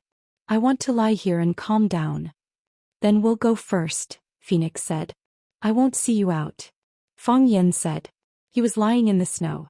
This position was quite comfortable. He didn't want to get up. If he got up, he would have to see Bai Xiu's face. He really didn't want to see Bai Xiu's face right now. Phoenix walked in front of Yi Ro and said, He took you to eat bird lotus leaves? Yes. He took you to the bamboo forest to catch birds. What are you trying to say? Yi Ro raised her slender eyebrows. He took you to eat pheasant and rabbit stew and drink the strongest shaozi? Phoenix giggled and said, He used to treat me like this too. Later on, I found out that this is the standard way for boys from Swallow Fort to pick up girls. Phoenix waved her hand at Yi Ro and said, We still want to go for a walk. Your boyfriend, we'll leave him to you. And so, Phoenix and Bai Xiu continued to stroll towards their destination. The sound of laughter scared away the forest birds and the colorful snowflakes. Fang Yan looked at the dancing snowflakes in front of him and thought, The weather is so beautiful when it snows. Ka. Yi Ro walked in front of Fang Yan. She stood on a high place and looked down at Fang Yan, who was lying on the ground. He's right. Fang Yan took the initiative and told the truth. Eating bird lotus leaves, catching sparrows in a net, making pheasant and rabbit stew and drinking the strongest shaozi, fishing by cutting ice, bathing in hot springs, ambushing from 10 sides and flying kites. These are the standard ways for boys from Swallow Fort to pick up girls. When Li Xiaotian was in college, he brought his girlfriend back. We played these games with him. Wan Jing used these games to bring back several girlfriends. I've also brought Phoenix to experience it. Swallow Fort belongs to Yanjing, but it's far away from the bustling capital. We don't have an arcade to play games or a cinema to watch movies. We don't have a KTV to sing in or a bar to dance in. We only have these little games that we created which we think are the best.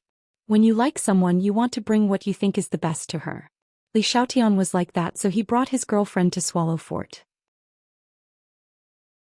Later they broke up and Li Xiaotian took us to the place where he kissed his girlfriend for the first time and drank for the whole afternoon. Although Wan Jing looks ordinary, he's the Casanova among us. All the skills we know about chasing girls were taught by him. He knows what girls like, and he also knows what kind of feeling girls like, so he can bring back one girl after another that he likes. The girls in the city often go to bars, KTV, arcade and cinema, so it's quite refreshing to experience the farm culture of Swallow Fort occasionally. Your brother Yi Fengxing is also a member of our team. He has always liked Bailey Lu's little sister, Bailey Lianxin, and has also tried to use these games to win the girl's heart. We don't know why, but he hasn't succeeded, maybe because he's too fat. We've been asking him to lose weight, but we didn't expect him to get fatter and fatter. At that time, the person I hated the most was you, and the person I liked the most was Phoenix. I liked her the first time I saw her. She came in her father's military car, wearing a little white dress. Standing in the middle of a group of soldiers, she was like a little princess being protected. She was very beautiful and also very arrogant. But her beauty and arrogance didn't repel people 1,000 miles away, and it was very easy for people to get close to her. She saw us peeping at her from a distance, but she wasn't angry. She even waved at us and said, "Do you want to eat chocolate with me?" You see, she conquered all of us with one sentence.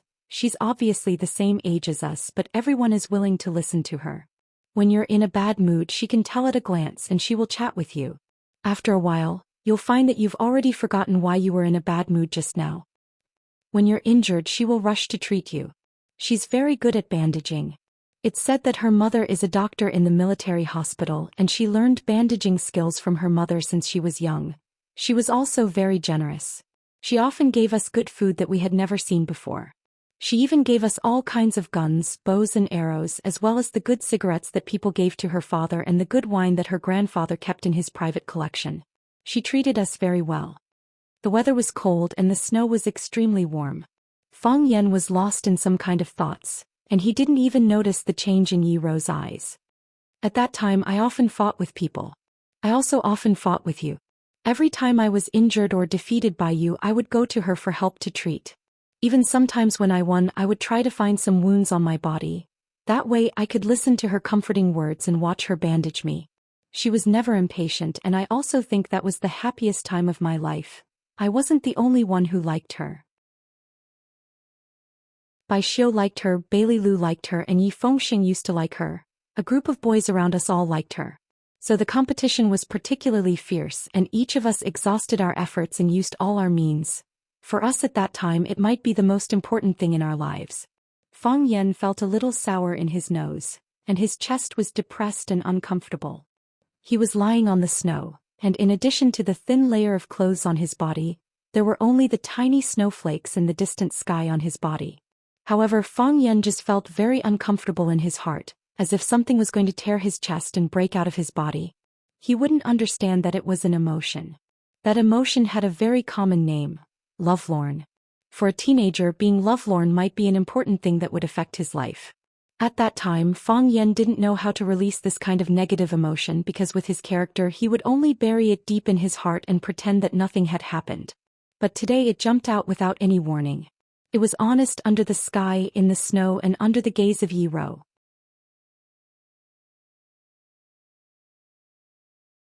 Chapter 341. He always talked about the things he was afraid of in a joking tone and always did the things he cared about in a free and easy manner. However, that was just a thin and fragile disguise. It was like the sugar coating on the outside of a pill. The sugar coating melted in the mouth, and then there was the deep bitterness that made people's hair stand on end and tremble. As if the bitterness had reached the depths of the soul. Everyone thought that Fang Yan was a happy person, and Yi Rou was no exception.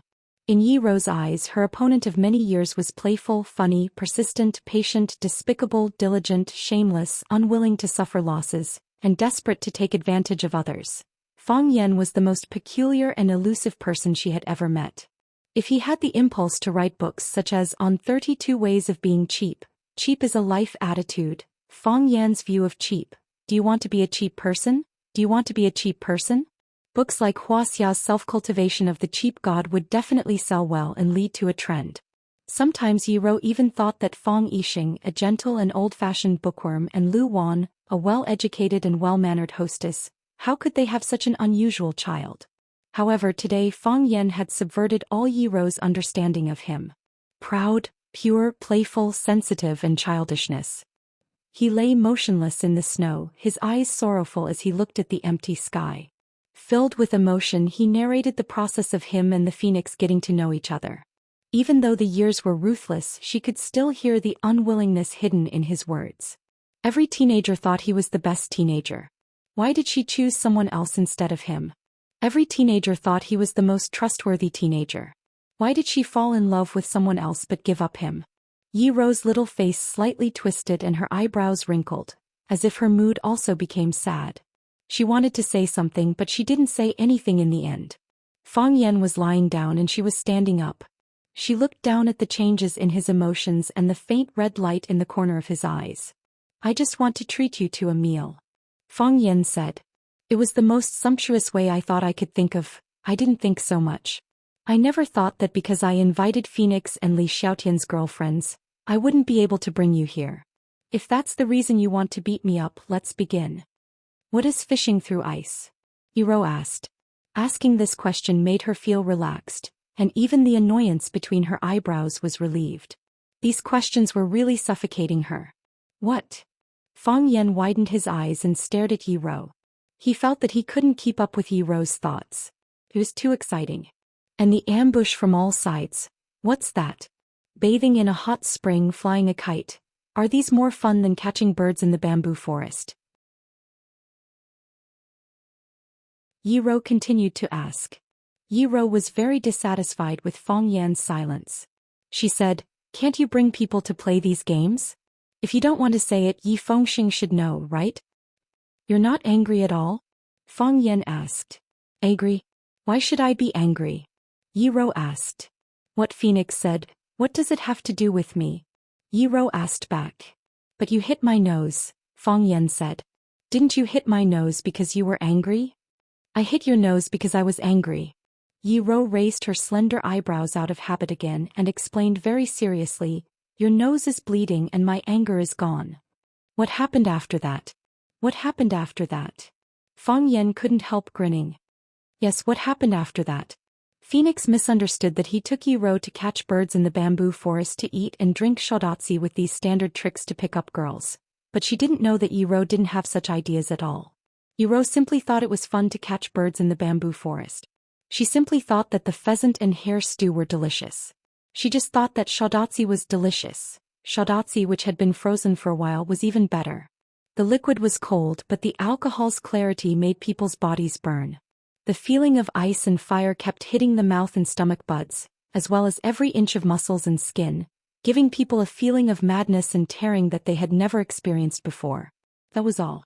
What did it have to do with love between men and women? How could such a proud woman like Yi Rou fall in love with a man like him? As she said, she was angry because Fang Yan touched her waist. She punched Fang Yan, and when she saw Fang Yan's nose was bleeding, her anger disappeared. Just like before when Fang Yan offended her and she hit Fang Yan, this punch was no different from the punch before. Just because Fang Yan did something wrong, this was Fang Yan's punishment. As for the words spoken by the Phoenix wanted to incite a conflict and emotional rift between the two of them. This was truly a huge joke. Without feelings, how could there be conflict? No love. Where was the crack? Phoenix spent a lot of effort only to do such a useless thing. It was really ridiculous. Fang Yan laughed loudly and his mouth was full of laughter. Wind poured in, snow fell, and an emotion more sorrowful than heartbreak also drilled in. "They don't love me." Fang Yan climbed out of the snow, patted the snow off his body and said, "Ambush on all sides is also a kind of food. Big fish and tofu are stewed in the pot, and then there are pot stickers on the edge of the pot. Generally, one pot can stick 8 pot stickers, so it looks like an ambush on all sides. 8 pieces of dough lying there. If not called ambush on all sides, what else can it be called? Kite in the sky is more fun.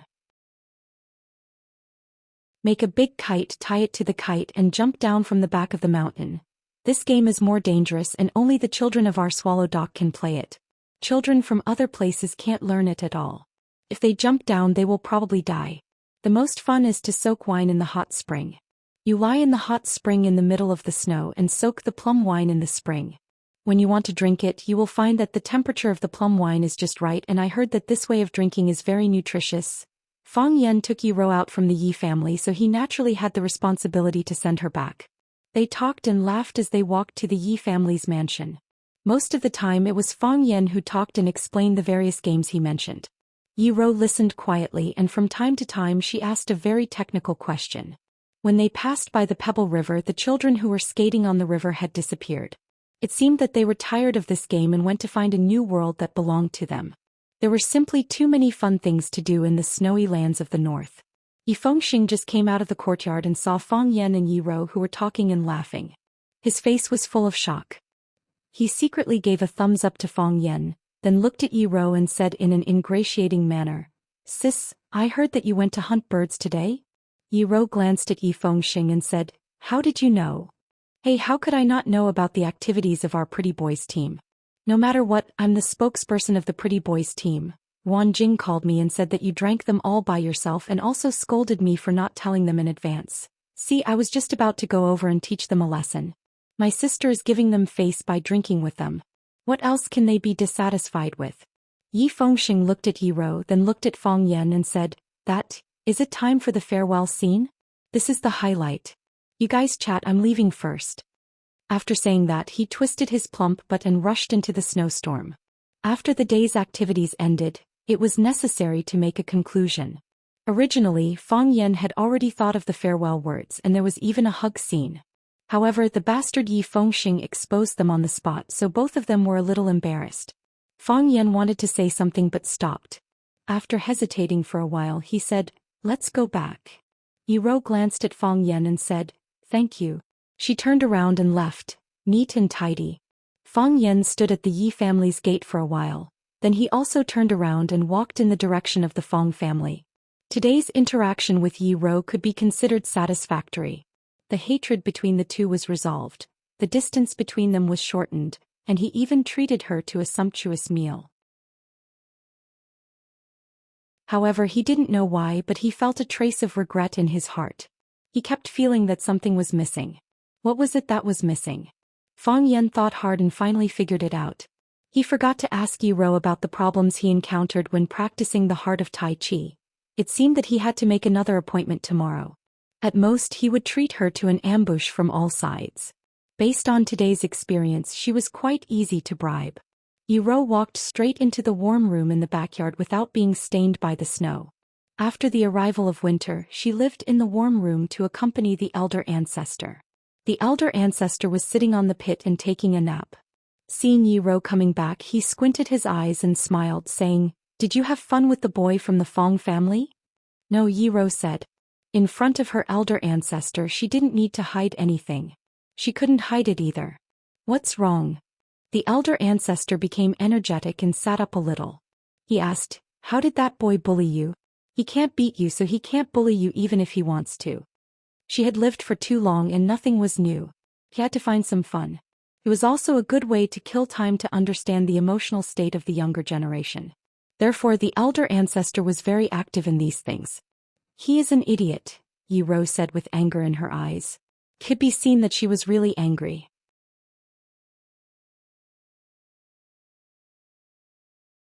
Chapter 342. Old Ancestor also knew that Yi Rou was really angry. Because when she was angry, and when she was not angry, she was not angry. She disliked disguise and hiding the most, so she didn't need to do this kind of boring thing. Seeing that Yi Rou was angry, Old Ancestor felt it was more interesting. She patted the place next to her and said, "Come on, tell me why that guy is an idiot." Yi Rou hesitated and didn't know whether she should tell the reason why she was angry. Old Ancestor was a little unhappy and said, "You have no conscience. How do I usually treat you? Why do you treat me like this? Can't you even listen to my words?" Yi Rou had to sit next to Old Ancestor and told some of the things she and Fang Yan experienced when they went out. Old Ancestor laughed and said, "This guy is really an idiot. It's appropriate to call him an idiot. What a stupid thing he did. He looks smart, but why doesn't he understand women's mind at all?" Old Ancestor also thought that Fang Yan was quite an idiot. Phoenix questioned the relationship between Fang Yan and Yi Rou.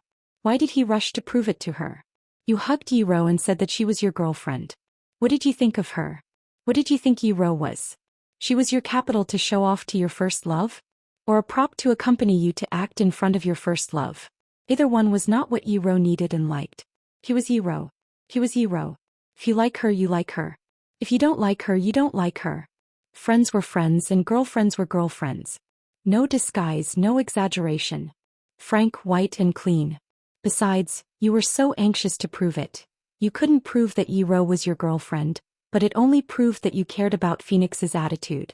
You cared about Phoenix's attitude, but you ignored Yi Rou's attitude. How could Yi Rou not be angry? Thinking that Fang Yan dared to treat her as a substitute, Yi Rou couldn't suppress her anger. He wanted to beat the crap out of him. If she didn't feel sorry for him lying in the snow and telling the story of a lovelorn, she thought she would really do that. She hesitated for a long time and wanted to ask, "Do you want to die?" In the end, the question that came out of his mouth was, "What is ice fishing?" Which did not require any technical content. He was such a smart woman. How could she not understand what it meant to fish from the ice? The funny thing was that the idiot actually explained to her all the way, and his expression was so serious. The great ancestor held Yi Rou's hand, laughing so hard that she gasped for breath. She said, "Oh my son, my little girl has never been bullied like this before. That guy, if he dares to come here again, I'll break his legs." What did he do? Fong Mansion. In the living room. Fong Yan said proudly to his mother Lu Wan. We had a good chat. We caught birds together, ate, drank, and even took a walk back. I sent her to her doorstep. When Fong Yan and Yi Ro made an appointment to take a walk in the snow, all eyes in Swallow Dock were attracted to them. Everyone knew that the Fong family and the Yi family were not on good terms. The annual martial arts competition between the two families was the best proof. Even better proof was that the little girl of the Yi family, Yi Ro, had never shown mercy to the Fong family's Fong Yan. But this time when Fong Yan suddenly came back, he suddenly visited the Yi family with gifts and asked Yi Ro out for a walk, which attracted many people's guesses. What kind of show was this? The Yi family naturally paid attention to it. As soon as Fong Yan came back, he was pulled over by his mother for questioning. Did you kowtow to the great ancestor? Lu Wan asked with uncertainty. Yes, I did. Fong Yan said. The great ancestor is eating cucumbers. Seems that he has good teeth. Miss Yi, why did she agree to go out for a walk with you? Fong Yan was stunned and thought, my mother doesn't believe in her son's charm. Isn't it normal for me to ask a little girl out for a walk? What's there to doubt? Maybe it's because we have a good relationship. Fong Yan said. She's beaten me up for so many years. He treats me differently from others. That's true. Lu Wan nodded. You really didn't fight this time? I didn't fight. Fong Yan had to repeat this sentence again and said, I went to the Yi family to thank them. Why did I fight? After today's conversation, my relationship with Yi Ro has improved by leaps and bounds. She is a little different from what I knew before. Fong Yan thought of her sad expression when she saw the flock of birds desperately hitting the net and those young birds refused to leave for a long time. He said, she is very kind. He touched his nose that was still hurting and added, of course most of the things we know are the same. She is still as brutal and violent as before. For some reason she likes to beat people. Fong Yixing pretended to walk into the living room by accident. He glanced at Fong Yan and asked, did you see the great uncle Fong? Yes, Fong Yan said. The great uncle Fong his father mentioned was the eldest of the Yi family's 3 tigers, Yi Daowen. The eldest was dedicated to cultivation and his skills were unfathomable. The second eldest, Zhou Xian, worked in the military and was a very powerful senior official in the General Staff headquarters. The third eldest, Yi Daoling, was mainly engaged in economic research.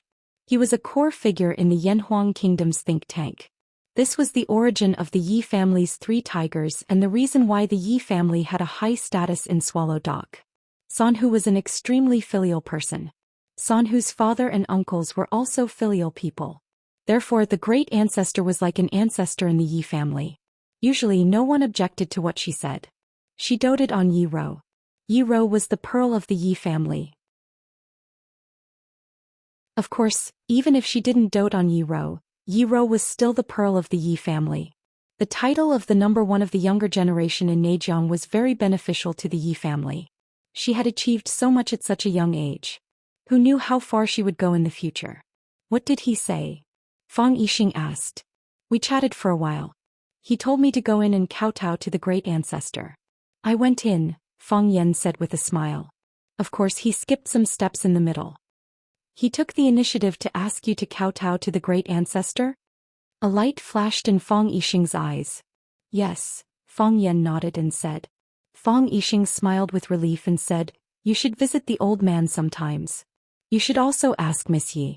She is more powerful than you and she entered that realm earlier than you. She will be of great help to you. Fong Yan nodded seriously and said, I will. Fong Yixing knew that his son really didn't need his advice. He took a book and walked into the study again, walking briskly. Fong Yan looked at Lu Wan and said with a smile, I'm going to see the old drunkard. I want to see if he has woken up. Lu Wan slapped Fong Yan's head and said, how can you call him the old drunkard? I'm used to it, Fong Yan said with a smile. If I don't call him the old drunkard, he probably won't be used to it. Lu Wan sighed softly and said, he has been living too hard. I'll ask the kitchen to make some dishes and send them over. You can drink with him. Perhaps it was because the land in Swallow Dock was not worth much money, but every family and household in Swallow Dock lived in a large courtyard. The courtyard was divided into the front yard and the backyard. The front yard was small and refined while the backyard was wide and dense. Some of the backyards were like a maze, with many important or very unimportant people living there. There was an independent small courtyard near the back door of Fang Yan's backyard. That small courtyard was the old drunkard's residence. Before he got close, the smell of wine had already hit his nose. The smell of wine was mixed with the cold air and transmitted into his body through his nostrils. His heart and lungs were filled with the strong smell of shadozi. The courtyard was filled with big jars, and the jars were filled with shadozi. The old drunkard only drank shadozi, and he only drank the shadozi that he brewed himself. Fang Yan asked him the reason, but he said that he had no money to buy it. Fang Yan didn't believe his nonsense. No matter how poor the Fang family was, they could not afford to buy shadozi that he drank more than 10 kilograms or dozens of kilograms a day. He must be afraid that the shadozi outside was formaldehyde mixed with water, which would cause his body to be poisoned. Fang Yan once again realized that the problem of food safety could not be ignored. Even these martial arts masters were afraid of being poisoned. The door of the courtyard was not closed, and the door had never been closed. Everyone could enter, but few people were willing to enter. Entering was the rule of the old drunkard. Of course, he only drank with the people he liked. This was also the rule of the old drunkard. Therefore, only a few people such as Fang Yan Yiro and the hero and hero could enter the courtyard in the end. Fang Yan pushed the door and walked in. A tall figure was standing in front of the wine jar, stirring the liquid in it slowly with a spoon. Bursts of wine fragrance came out with the intoxicating smell of food and alcohol. The man was wearing a loose robe of indistinguishable color, and his long hair was loose on his shoulders. His figure was thin, but it did not make people feel that he was frail. He was not wearing shoes or socks and stood barefoot in the accumulated snow in the courtyard. The loose robe with big sleeves, the barefoot drinking wine, the long hair draped over his shoulders, and the cultured and refined man. These were the iconic characteristics of the inner Jianghu's number one Mo Qingdi. The people of Swallow Dock all knew that the reason why Bai Xiu dressed like that was to imitate Mo Qingdi. Because Mo Qingdi was Bai Xiu's idol. Many people said that Bai Xiu had already grasped 70% of Mo Qingdi's essence. But Fang Yan, who understood Mo Qingdi, felt that Bai Xiu only had the appearance but not the spirit. Mo Qingdi's every move was casual and natural. But Bai Xiu's words and actions always gave people a feeling of bashfulness and stiffness. Of course, this could not be ruled out because Fang Yan had always been hostile to Bai Xiu. "You're here?" the old drunkard asked. "I'm coming," Fang Yan answered. This was the usual question and answer he would have with the old drunkard every time he came. "I'll treat you to a drink," the old drunkard said. He lifted the spoon in his hand and a silver river rose from the big jar, rushing toward Fang Yan. The wine fragrance was heavy and the knife intent was heavy. Sometimes he really was as sharp as a knife. Fang Yan's expression became solemn.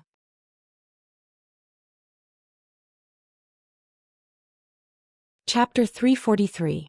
Fang Yan didn't dare to underestimate Mo Qingdi. No one dared to underestimate Mo Qingdi either. Even though his current name was Old Drunkard, everyone called him Old Drunkard and they even forgot his original name. With a casual flick of a spoon he could toss up a silver river. The silver river was like a silver dragon, condensing into a solid whole.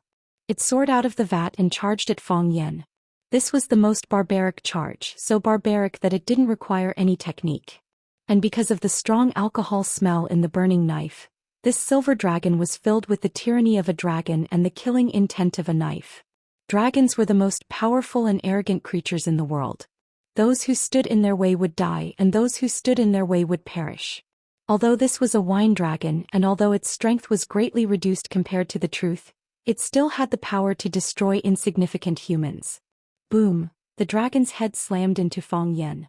That small silver dragon opened its bloody mouth as if it wanted to swallow Fang Yan whole. Whoosh! The Taiji heart spun and the Taiji realm unfolded naturally. Even Fang Yan's subconscious felt that he was in danger, and his body automatically reacted. In the Taiji realm, this silver dragon was even clearer, and its momentum was even more ferocious. Fang Yan could clearly see the crystal-clear water droplets. These countless violent water droplets formed this water dragon, singing a passionate battle song, baring its fangs and brandishing its claws in preparation for battle. Fang Yan stretched out a finger. That finger didn't block the dragon's head, because the impact of the dragon's head would fracture or break his finger. His finger pointed at the dragon's spine in the middle of the dragon's body. The rebound force of the dragon's spine was astonishing, almost bouncing off his finger. Fang Yan was very stubborn, and forcibly pierced a large hole in the dragon's spine. Slashing the dragon's spine. Hit the snake where it hurts, slashing the dragon's spine. Bang! The silver dragon split into two and the energy in the middle was no longer connected. It couldn't support the entire silver dragon and the dragon's body exploded. As the rain fell, Fang Yan opened his mouth and drank the wine that splashed over. Good wine, Fang Yan praised loudly. Everything has been removed, only wine and poetry remain. How can you drink without a vessel? Mo Qingdi raised his hand and slapped the vat. The wine vat that was half the height of a man under his feet was lifted off the ground and smashed towards Fang Yan. Fang Yan took the plum blossom steps and stretched out one hand. Just as the wine jar was about to reach him, he took a step forward and slapped the edge of the wine port with his right hand. A majestic atmosphere came from above the wine jar, rejecting Fang Yan's guidance and control. This was not the gravity of the wine jar, but the residual flow of qi from Mo Qingdi's slap. Fang Yan slapped the vat with one hand and his body spun rapidly. His feet stepped on the 12 plum blossom palaces, and he spun the wine jar around like a spinning top. Hoo-hoo-hoo, the wind howled and the snow swirled. The green-robed youth carried the wine jar to show off his skills, heroic and unrestrained.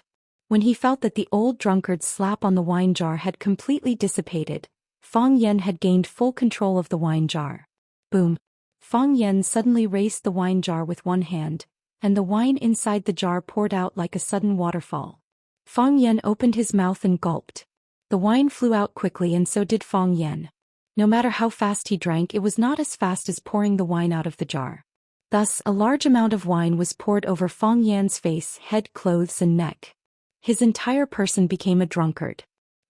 After taking a big gulp, Fang Yan finally felt satisfied, and casually threw the huge jar that weighed hundreds of pounds to the old drunkard. The old drunkard caught the jar and also took a big gulp. The difference was that he poured slowly and drank boldly. Not a single drop of wine spilled out and not a single drop was wasted. The old drunkard drank for a very, very long time. Fang Yan was also used to this way of drinking. Boom! The old drunkard reached out and the wine jar fell back to its original place. The two looked at each other and laughed.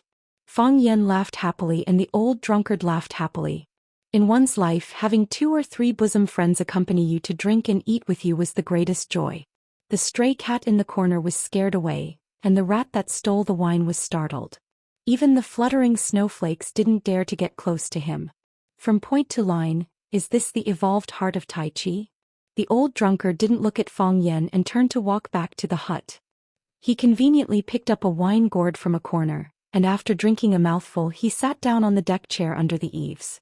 The deck chair was made of bamboo and because of excessive friction, its original color could no longer be seen. However, the body of the chair was shiny and it gave off an oily brilliance. It's not bad, right? Fang Yan said proudly. Before he had the heart of Tai Chi, mountains were still mountains and water was still water. In front of him was a green mountain and that was a green mountain. However, with the heart of Tai Chi, mountains weren't just mountains, but forests, rivers, rugged rocks, flowers blooming, birds chirping, tigers roaring and dragons roaring. That was the state Fang Yan was in before he ran away, and the old drunkard was very familiar with this. In the Battle of One Sword Peak, the life and death battle between Fang Yan and the Japanese sword god, the heart of Tai Chi changed again at the critical moment. If it was still a mountain, the forests and rivers he saw would become pictographic lines. The rugged rocks were the lines and the flowers blooming and birds chirping were also the lines. The lines were dynamic like an electronic map from the beginning to the end, allowing Fang Yan to clearly see the process of flowers blooming and withering.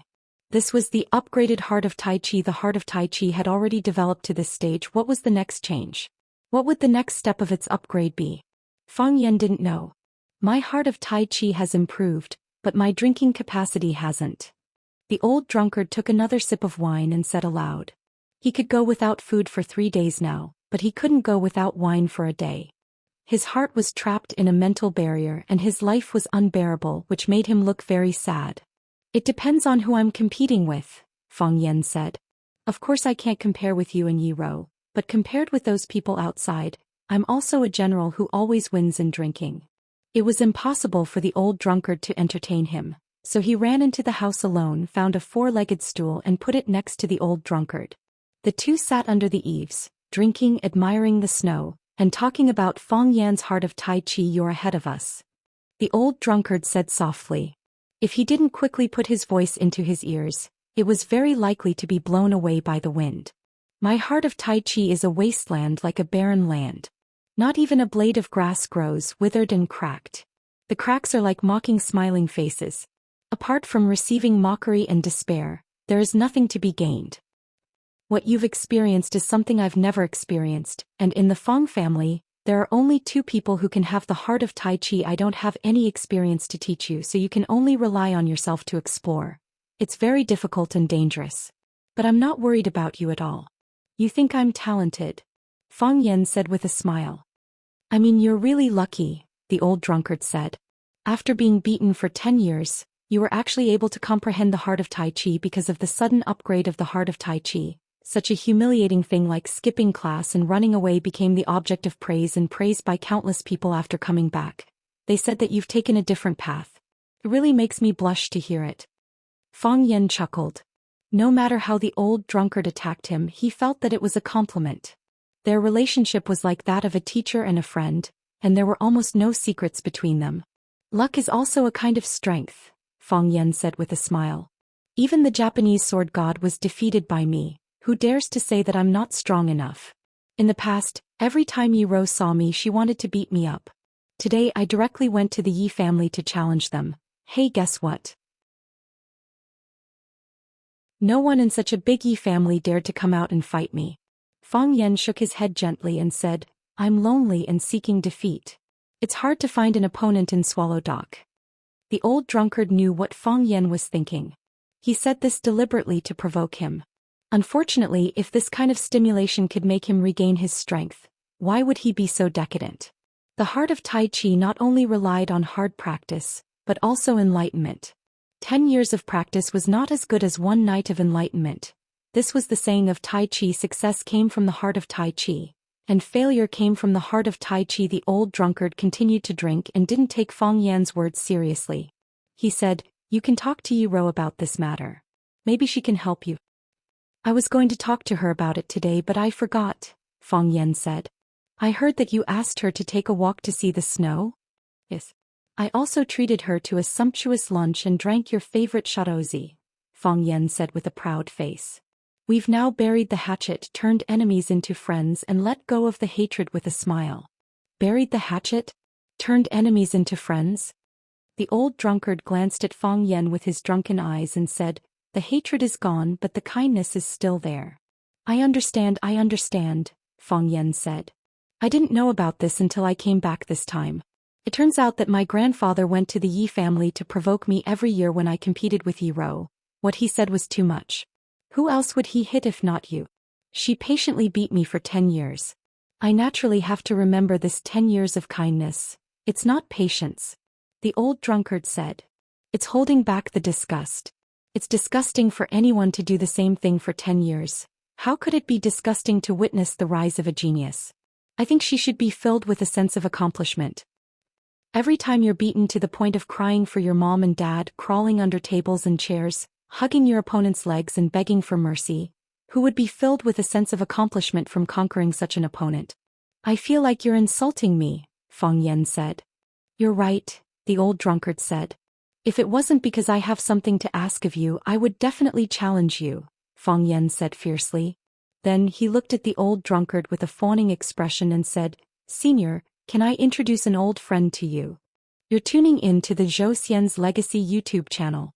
Don't forget to subscribe and join us on this journey to catch the most captivating stories.